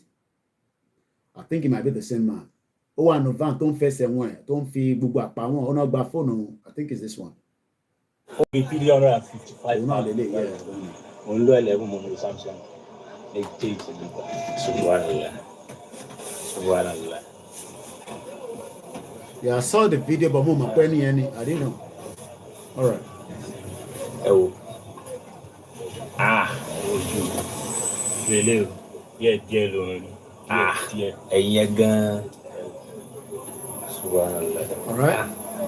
Okay, mo ti rí video yẹn, but ẹni tó send video yẹn kò ṣàlàyé anything sínú video. Ó kàn send video ni. I think it was Mr. Oshebi ló send it. So mo ti ń tẹ́ bá ti ń send nǹkan sí wa, ẹ máa bá a fi explanation sí. Thanks so much, Mr. Timmy. Again, we know that there are so many. I'm not going to criticize our media that are working very, very hard. I'm not here to criticize anybody. But ẹ̀yin tẹ́ ń gbọ́ wa, tẹ́ ń gbọ́ níbí báyìí náà ẹ máa lọ gbọ́ lọ́wọ́ ó kọ́ ẹ̀ pé presentation ló yàtọ̀. Understanding of this pàfẹ́ gba Yorùbá nation, mo kí Comrade Ṣẹ́gun ọ̀nà. We all have different understanding. When we rally start, we're hoping it's going to start very soon, but I am not the one to say ìjọba in rally mabel. That's why we have YSDM. So we hope that they can come out and say, gbogbo ọmọ Yorùbá, within the next couple of days, weeks, we're back again with our rally. Ìyẹn la ti sọ pé ẹ lọ dáwó sínú YSDM. Ẹ forget gbogbo tí Dúpẹ́ ń sọ pé òun gbé adélé kankan bọ̀. I've told you all lies. Kò sí nǹkan kan tó ń jáde lé irọ́ ló ń pa. Wọ́n lè gbé anything jáde. Ó ń play mind yín ni. Mo kẹ́ Martins. Ó ń play mind gbogbo wa ni. So, and ìjìnlẹ̀ mọ̀ yẹn anyway. So, mo lè sọ pé ìjìnlẹ̀ gan ní Turkey. Tó bá sọ pé òun níwèé ní Turkey, ó lè má níwèé tó fún ní Ṣẹ́gun sẹ̀. Mo mọ Turkey dáadáa. So, tó bá dẹ̀ sọ pé òun ti gba country, ṣó lè fi country ẹ̀ negotiate status ẹ̀ ní Turkey. Ẹ̀yin tẹ́ ń sọ pé ìjìnlẹ̀ ti gba country fún yín pẹ̀lú Black Lion. Mo mọ̀ bí i Black Lion bí òun níwèé ní America, I don't know. Ìyàn lè wà l'Amẹ́ríkà kó má níwèé. 15 years lèmi ò fi níwèé nílùú yìí. Mo dẹ̀ ń gbé nínú ìlú yìí. So kò make any difference. Gbóhùn sókè Martins, because I don't want anybody to sit down there, Santo face off, and then you come out again because I want us to just come in and out. Go ahead. I think we have somebody on the TikTok. Torí networking again. Kásán. Mo kí bàbá Mojib Ibrahim. À ń gbọ́ ẹ. Pé akúṣẹ́ ìlú akú kó lè dásà. Ohun tí èmi kàn fẹ́ sọ ní Sàọ̀gá, mo sẹ́ndì fídíò kan sí platform bí 3 days ago náà.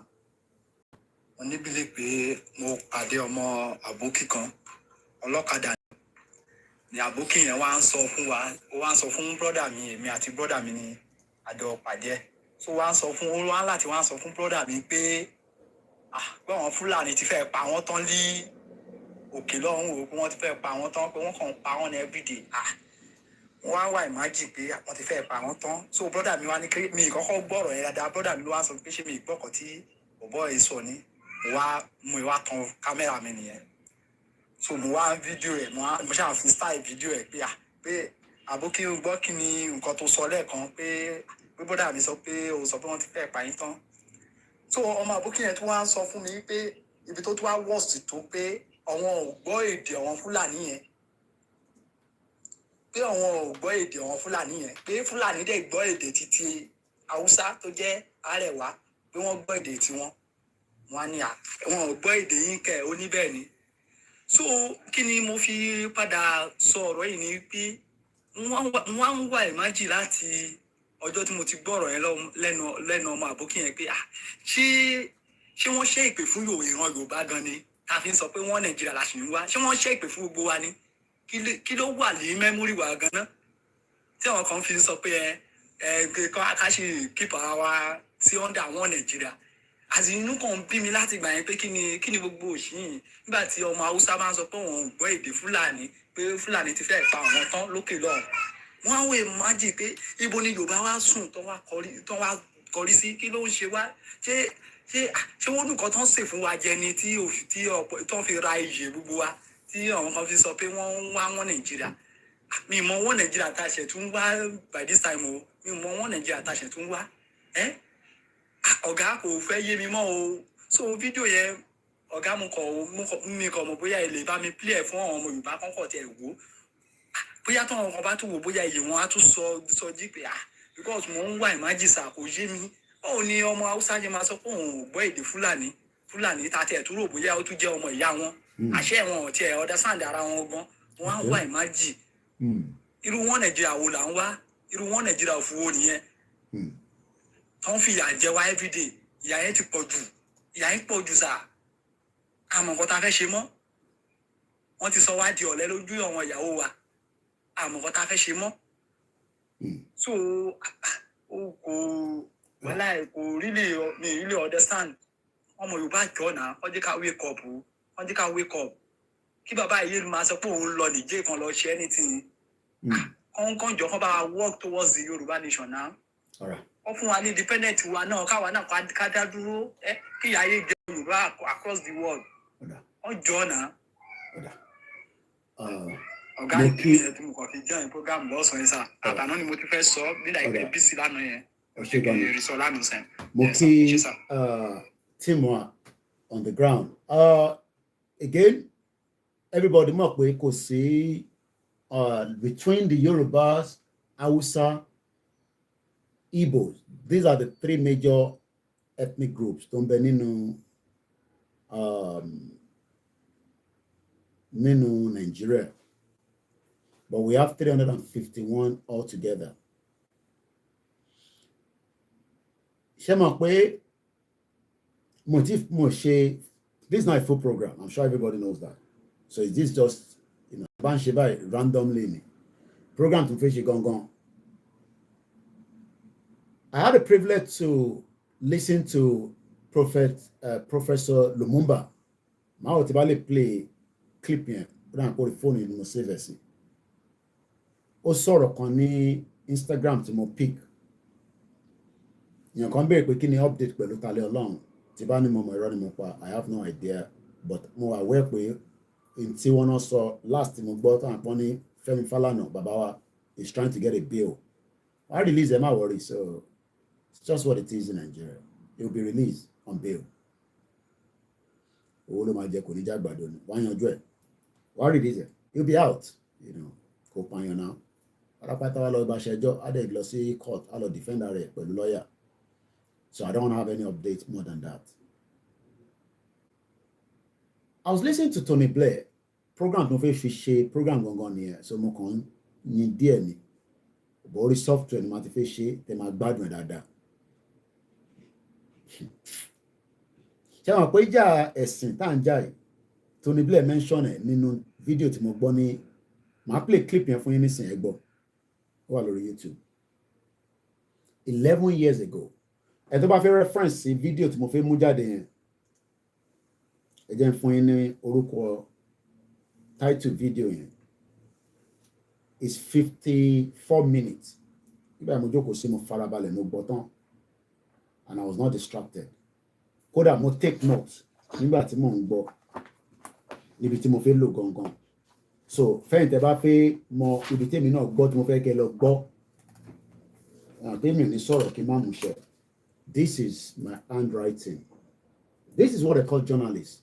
I sit down tí bá gbọ́n kankan èmi náà wá lọ ṣe research lé lórí mo kí ìyàwó ọ̀rẹ́ olúwa ẹ káàbọ̀ mọ́ mi àgbà gbogbo yẹn dalẹ̀ 11 years ago mo wá kọ síbẹ̀ Tony Blair tẹ́ bá ti dé 37 minutes ni mo fẹ́ kẹ́ lọ gbọ́ gbogbo tó fi sọ̀rọ̀ yẹn is under less than a minute plus ó sọ̀rọ̀ gan but nípa ẹ̀sìn ní Nàìjíríà Tony Blair sọ̀rọ̀ lé lórí ní 11 years ago. Màá sọ orúkọ fídíò yẹn fún yín nísìn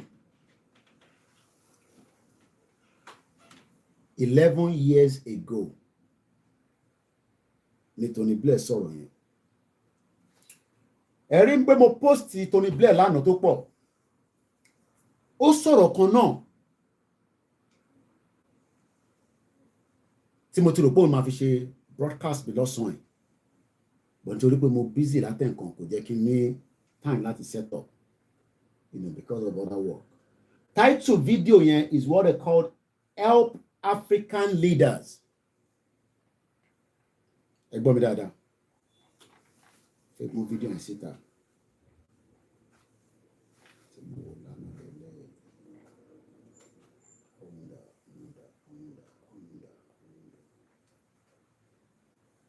Yeah, on the link. I might play later. Stanford Graduate School of Business ló host event yẹn Gbogbo video yẹn is 56 minutes 24 seconds. Mo ní kẹ́ lọ wo gbogbo ẹ̀.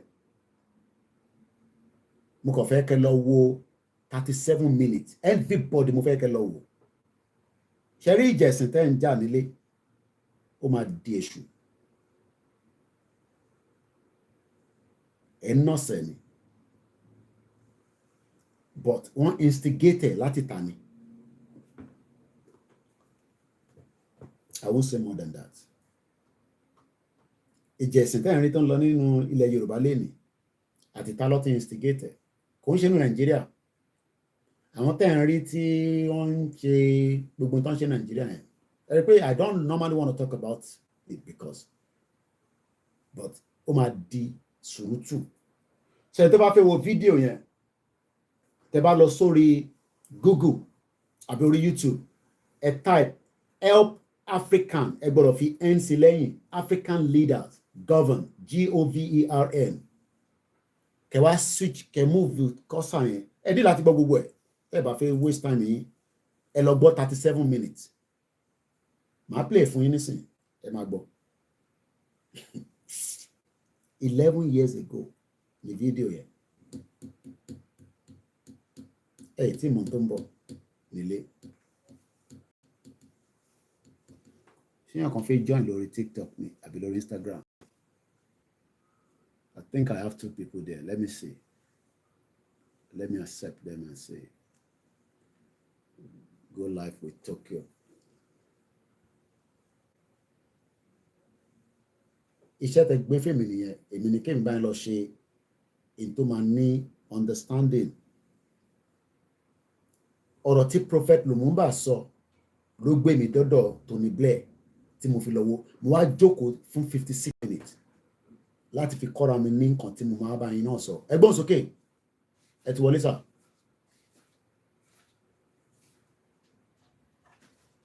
Their network wọn. Hello.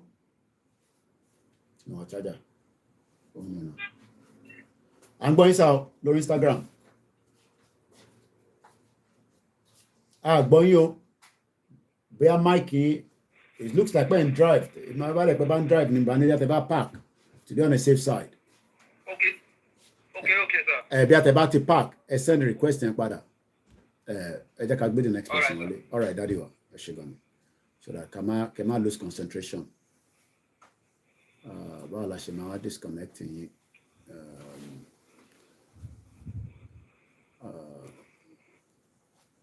All right, let's bring the next person in. Hello, Sal.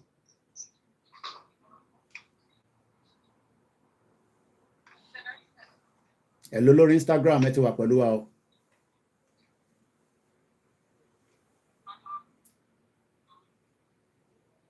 Hello, lẹ́ẹ̀kan sí.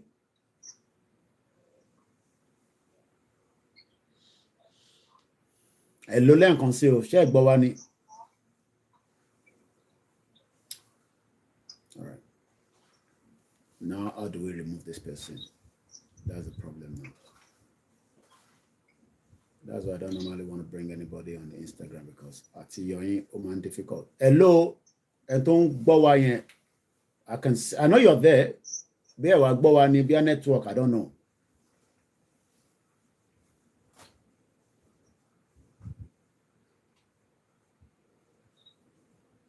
Hello. I'm not been here. I hope you're not coming to waste our time here. I just hope not. Because I can deal with you if that's the case. Number.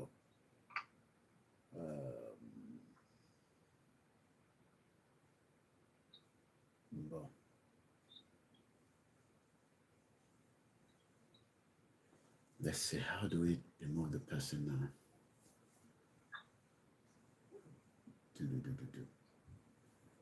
Mo kí gbogbo alẹ́ nǹkan sí. Question and answer òun là ń ṣe lọ́wọ́lọ́wọ́.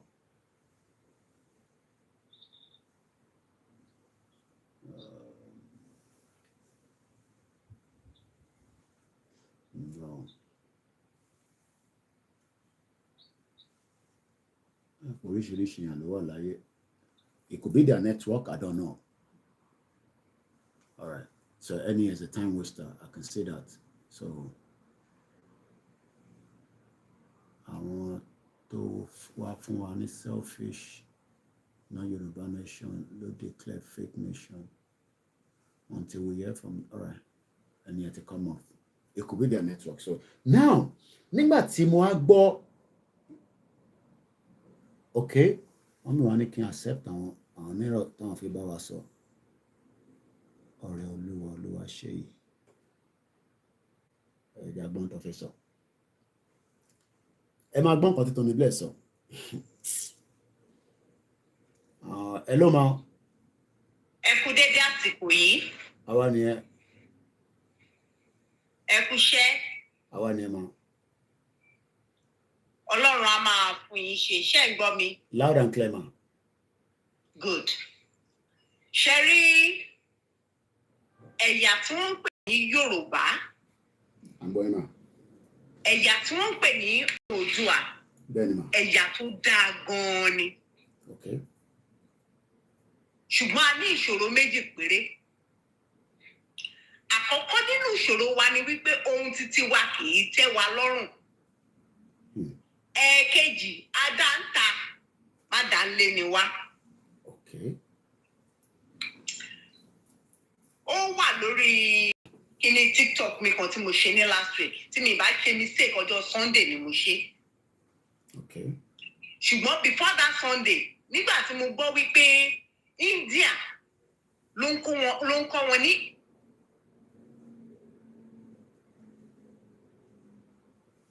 Their network one for a few minutes. Èrè pé àkọ́kọ́ inú mi dùn mo rí gbígbà wípé wọ́n fi ìfẹ́ hàn. Ẹ̀ẹ̀kejì ó má lọ padà di pé àlàbọ̀rùn á dẹ̀wù mọ́ wa lọ́wọ́.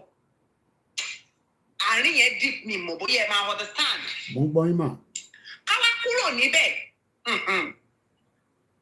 Ohun tá a bá ní kì í tẹ́ wa lọ́rùn à kì í value ẹ̀. Kì í ṣe Nàìjíríà generally o. Okay. Ọmọ Oòduà ni mò ń sọ o. Àgbọ́yé. Mr. Koiki, ẹ mọ̀ mí mo mọ̀ yín. Màmá wo ló ń sọ̀rọ̀? Oh, okay. Okay. All right. That's all right. Ṣé rí àwa ọmọ Oòduà gangan fúnra wa? Bẹ́ẹ̀ni. Àválù ara. Mi mọ problem wa. In fact, I don't know how to describe it. Ó máa ń run mí nínú. Ẹ wo ìjà ẹ̀sìn tí wọ́n ń dọ́gbọ́n bá bọ̀ yìí. Gbogbo wa ẹjọ́ ẹ̀sìn wo lọ́lọ́run gangan fúnra ẹ̀ ń sìn. Kí lorúkọ ẹ̀sìn Ọlọ́run kí gbogbo wa lè kọrí síbẹ̀? Àwọn tó ń sin koríko tí wọ́n bá ṣàlàyé fún yín, ẹ̀yin fúnra yín máa wà confused wípé ibi koríko yìí lọ́lọ́run wà. Àwọn tó ń sin màálù wọ́n á confuse yín wípé màálù táwọn yìí fẹ́ Ọlọ́run ni. Sẹ́yìn fúnra yín máa wà confused wípé òkè ó yá. Àwọn ẹ̀sìn yìí orílẹ̀-èdè Nàìjíríà ṣáà lẹ́sìn. Orílẹ̀-èdè Nàìjíríà lẹ́sìn kan dá dúró. Ilẹ̀ káàárọ̀ òjíire kí ni ẹ̀sìn wa? Àti pé kí là ń pè ní ẹ̀sìn gangan fúnra ẹ̀? Ọ̀nà méjì ni màá pín sí gẹ́gẹ́ bí ọgbọ́n ọmọdé ti tèmi. Àkọ́kọ́, mo lè sọ fún yín ní wípé ẹ̀sìn jẹ́ ọ̀nà tó ní kálukú wa ń gbà tá a fi ń bá Adẹ́dàá wa sọ̀rọ̀. Lọ́nà kejì, mo lè ṣe bí example. Lórílẹ̀-èdè Nàìjíríà ń bí báyìí, gbogbo alamọ̀ pé tó à ń lo fóònù. Èmi lè máa lo MTN, kẹ́yìn máa lo Airtel. Bẹ́ẹ̀ni. N tó pè mí lẹ̀ lò. Tàrífù wọn ó tẹ́ yín lọ́rùn. Bẹ́ẹ̀ni. And then tó ń lo 9 mobile. The same thing náà ni same thing nígbà èmi ò tẹ̀lé lo Vodafone nílùú yìí ó ti wà too expensive jù. Alágbára ló ń lo Vodafone. Ẹ ṣe bàbá mi. Ibi tẹ́yìn sọ pé yìí ò lè lò yẹn làwọn ẹlòmíì máa ti sọ fún yín wípé òun làwọn fẹ́ràn. Ẹ parọ́ bẹ́ẹ̀ni. Ó dàbí àwọn sim card nẹ́tíwọ̀kì wa tá ń rà káàkiri yẹn. Èyí tó bá pè ẹ́ ló máa lọ fún. Ó ṣe wá jẹ́ wípé èyí tó mú wá láti ta fún wa. Wọ́n á fi gbọ́n dànù lọ́wọ́ wa. Wọ́n mọ ń tá a ní. Àwa la ní nǹkan tá a mọ ń tá a ní. Àwa la ní tá a mọ ń tá a ní. Ní ìsìn bẹ́ẹ̀ bá dá wọn ṣọ́ọ̀ṣì kan wọ́n ní kẹ́ ẹ ṣe tutù. Sọ́rí ìpèsè àbí? Bẹ́ẹ̀ni. àáfàá mi àníkẹ́ wá gbẹ́bọ̀ àwọn wo ló ń gbẹ́bọ̀ kì í ṣe àwọn tó rí ṣàlẹ́ ṣàyàn ni ẹ bá wọn Ògún Ṣàngó Ọya gbogbo ẹ̀ lámọ̀ pa máa ń ṣe gbogbo nǹkan yẹn fún wọ́n ti wá dọ́gbọ́n mú wọnú ẹ̀sìn wọ́n ti rí wò wípé tó àwọn kìíní yìí dẹ̀rẹ̀ they are straight forward you fucked up they fucked you up ẹ understand àgbọ́yé wọ́n wá ti ń wò wípé tó dàbẹ̀ ni pé àwọn èèyàn ti ń dọ́gbọ́n padà sídìí kìíní ilẹ̀ káàárọ̀ òjíire ti fẹ́ lójútùú kí la tún lè lò ó yá ẹṣin ni wọ́n kìí gbọ́mọ tí ẹ̀ jó ọmọ ọlọ́mọ ni mò ń gbé jó nǹkan ṣe fún wa nìyẹn o tẹ̀wárà wa náà sùnmọ́ ń dàrè àwa náà ò pònú kí ló wà bẹ́ẹ̀ tí ò ti bẹ̀ kúrò ẹ̀sìn tí wọ́n mú wá àwọn kan máa sọ fún yín wípé ohun tí gbogbo wa lọ ń wò ní Mẹ́kà yẹn òrìṣà ni wọ́n máa prove ẹ̀ ẹ má jẹ́ ká tanra wa àwọn kan máa sọ fún yín pé even though the Jerusalem they are going òrìṣà náà ni tó máa tún prove ẹ̀ o ohun táwa ń wọ mọ́tò tá à ń torí rẹ̀ lọ bá ṣé bẹ́ẹ̀ náà lẹ́sìn wa ò dáa tó ni àwọn òyìnbó yẹn náà fúnra wọn ló ń wá tí wọ́n wá bá wa sìn bí a tún máa gbára wa pẹ̀lẹ́sìn a máa fi fraud ara wa àgbèsórí ẹlòmíì máa jí láàárọ̀ kùtùkùtù kó kí ọmọ ẹ̀ pé ọkọ mi káàárọ̀ ṣe dáadáa ló jí Àṣàkẹ́ ọmọ gbáńdú ọmọ Ṣókótó wá ní rárá ìyá tó bá ti wí bẹ́ẹ̀ báyìí àjẹ́ ni ẹlòmíì tó bá ti fọmọ lórí kì báyìí don't go to grandma ni èèyàn burúkú ni irú grandma bẹ́ẹ̀ so ó dìgbà táwa fúnra ra wa tá a bá value tá a bá mọ tá a ní ohun tá a níyẹn tá a bá ti wá mọ̀ ká wá bẹ̀rẹ̀ sí í lò ó ibo lòyìnbó ti ráyẹta tó ń ṣe bullet proof àwa la ní mẹ́ẹ́ ibo náà ti régbé wọn láwọn ń disapia gbogbo àwọn ìlú tó dẹkùn yẹn orílẹ̀-èdè tó kù gbogbo wọn pátápátá náà ni wọ́n gba ẹ̀sìn ṣùgbọ́n wọn ò fi wàásù gba dọ́là lọ́wọ́ wọn ẹbí títí wọn dẹ̀ kọ́ àwa la rí nǹkan tá a ju tọwọ́ wa nù tá a gbọ́ kùkù òjò tá a dá mi inú agbada nù kọ́lọ́run jọ kó ṣàánú ọmọlẹ̀ káàárọ̀ òjíire. àwọn nǹkan kan wà wọn ní ò bá àgbọgìbọ pẹ tẹbí bá ń pa ọ bọ́ọ̀ bá ti ṣiṣẹ́ ò ní jẹun àwọn yẹn náà ń pè ní straight fact ó dìgbà tá a bá mọ ohun tá a ní tá a dẹ̀ appreciate tá a dẹ̀ mú sí lílò gbogbo bí gbogbo ẹ̀ ṣe ń ṣẹlẹ̀ ńlẹ̀ káàárọ̀ òjíire yìí nǹkan kékeré ni bàbá mi mo mọ̀ pé yóò fi gbogbo ara gbélé much bọ̀tà bá dọ́dọ̀ àwọn bàbá tó ní lọ́wọ́ nílé wàláhì ilẹ̀ káàárọ̀ òjíire ó máa tòrò kú ni kò kọ́ sí wọn ní nǹkan kan ṣe fẹ́ gbọ́ kódà wọ́n lè má pa màálù tó bá pa màálù ó lè jẹ́ gẹ̀ nìkan náà máa lò àwọn nǹkan kéékèèké tá a lè fi ṣe ìrànlọ́wọ́ fúnra wa tá a lè fi round ara wa round àwa bẹ̀rẹ̀ bálabàla lọ́rùn ni mo gbójúlé ká ló gbójúlé ṣù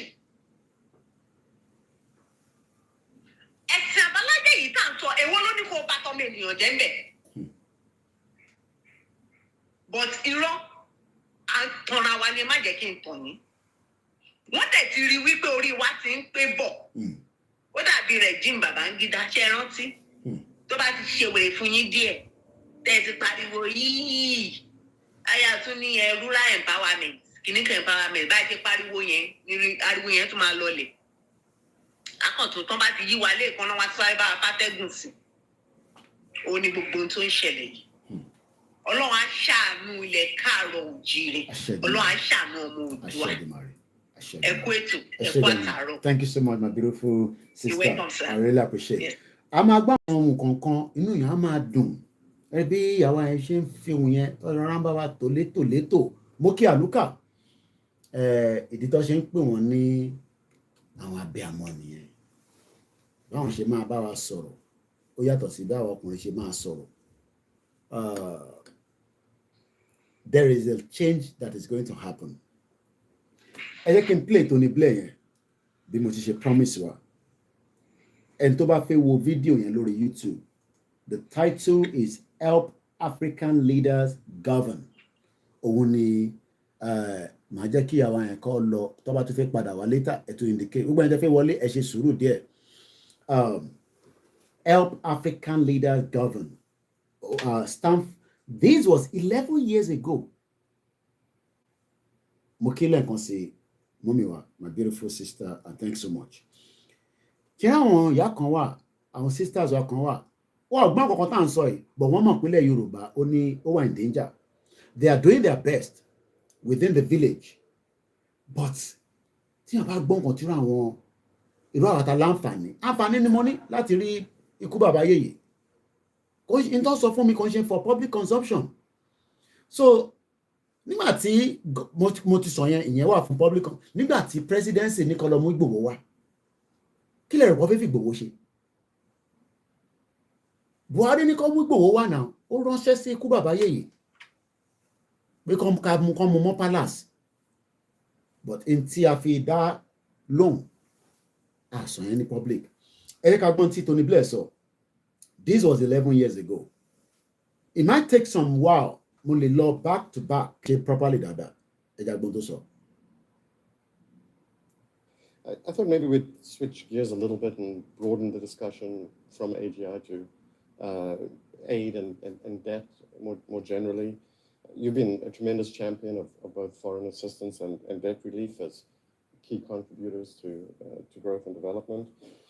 What do you see as the prospects for continued involvement with the austerity that seems to be shaping the agenda in Europe and other places? Well, I hope I was actually having this discussion with Bill Gates because I was addressing a conference he was at earlier today. I think it's really important that we don't misunderstand the fact that although I think that aid is not enough, aid has made a difference. If you take your PEPFAR program in the US that is continuing under this administration, I mean, you're measuring things in hundreds of thousands of lives. You look at what the Gates Foundation, the Clinton Global Initiative and others have done. I mean, you're talking hundreds of thousands of people. You know, there are something like 200,000 fewer malaria deaths a year now than 10 years ago. I think even 5 years ago, actually. 200,000, that's 200,000 people. You know, it's a lot of people. Now, so aid does matter. The trouble with aid, though, is ultimately, I think it works better for that type of thing. And, you know, when we cancelled the debt of many of these countries, a lot of them were able then to fund free primary education for the first time and so on. So all of this was important. But I feel myself that as Africa has shifted, it's also time to add this new dimension. So I don't add it in place of aid. And I think for our communities, by the way, it is important that our people, because, you know, you will face the same pressures as we face in the UK. I mean, David Cameron, the UK Prime Minister, has made a commitment to maintain our position on aid, and that's tough to do. You know, I mean, it's a big commitment, and it's something I applaud, by the way. But it's important that people who are taxpayers in countries going through periods of austerity also understand this money is actually does result in lives saved, and it's an investment too for our future. In Africa today, if I was to look at the fragilities, they would be around in sub-Saharan Africa. For example, if you look at Nigeria, the problems that they've got with terrorism now and so on, and the potential for conflict between different faith communities. You know, if you look at North and South. The potential for conflict between the different faiths in Nigeria. This was 11 years ago. I'll play about it again. There's a bit of wind coming through. I don't know whether the audio was loud there, but let me cite it from the YouTube on my laptop, and I'm not sure whether I was happy with the sound, but again, just bear with us. When I'm doing a full program, this will be repeated again. So I'm just going to wind it towards the 36 minute going to 37. So yeah, no. Again. I mean, it's a big commitment, and something I applaud, by the way.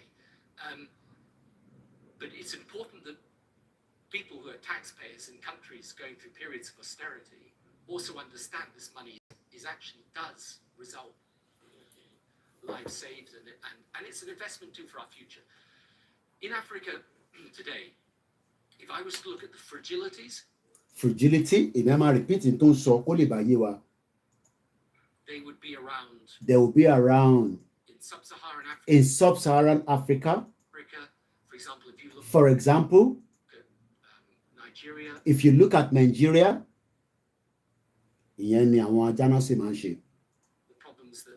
the problem that they got with terrorism 11 years ago, actually, the problem terrorism. 11 years ago, ní video tí mo stand boy. Àyàn kan dẹ̀ sọ fún mi pé Nàìjíríà máa dá 11 years ago. But kí ni Tony Blair tún lọ ṣe pẹ̀lú Tinubu? Mo ń bọ̀ níbẹ̀ yẹn.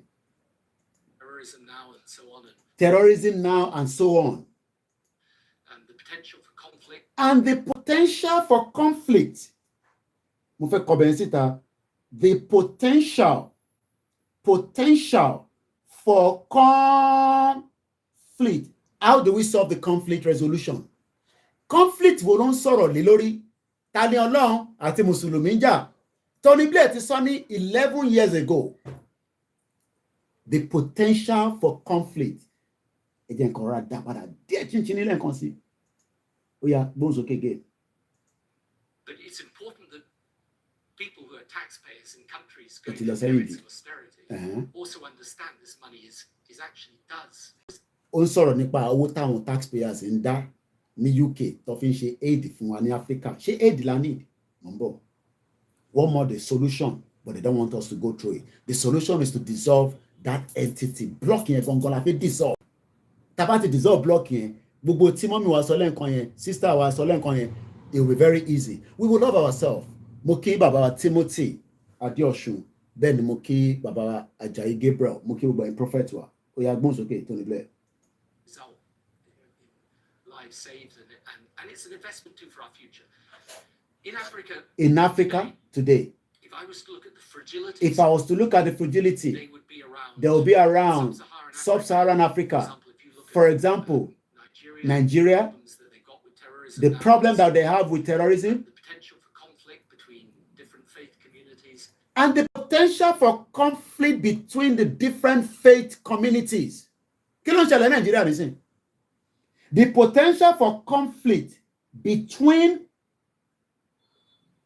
the different faith, kí ló ń pè ní faith community.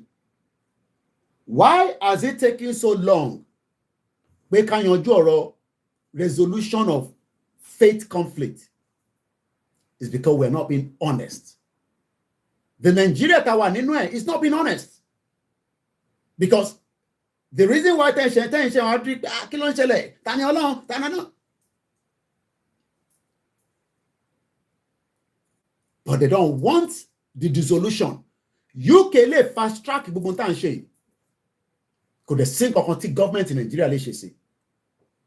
The UK government can facilitate this, but they are not going to do they're not going to do so rather. They're not going to do that. So if you think that they're going to do that, they're not going to do that. So Jack Olusolani, so we have been in a prone conflict for the past 11 years. Ẹ wá ṣe ń sọ̀rọ̀ ta ni Ọlọ́run lẹ́yìn àti àwọn Mùsùlùmí in tí Tony Blair sọ̀rọ̀ ní 2005, 11 years ago. Èmi náà ṣe come across video yìí ni ara research tí yàn máa kàn ṣe. In tó gbé mi dé video yàtọ̀ sí in tí mo sì fẹ́ sọ tí Prophet Lumumba sọ̀rọ̀ lé lórí tínú ń bí burúkú pé Tony Blair gbọ́dọ̀ apologize. Àwa nífẹ̀ẹ́ Tony Blair gan nígbà tí èmi dé lùi.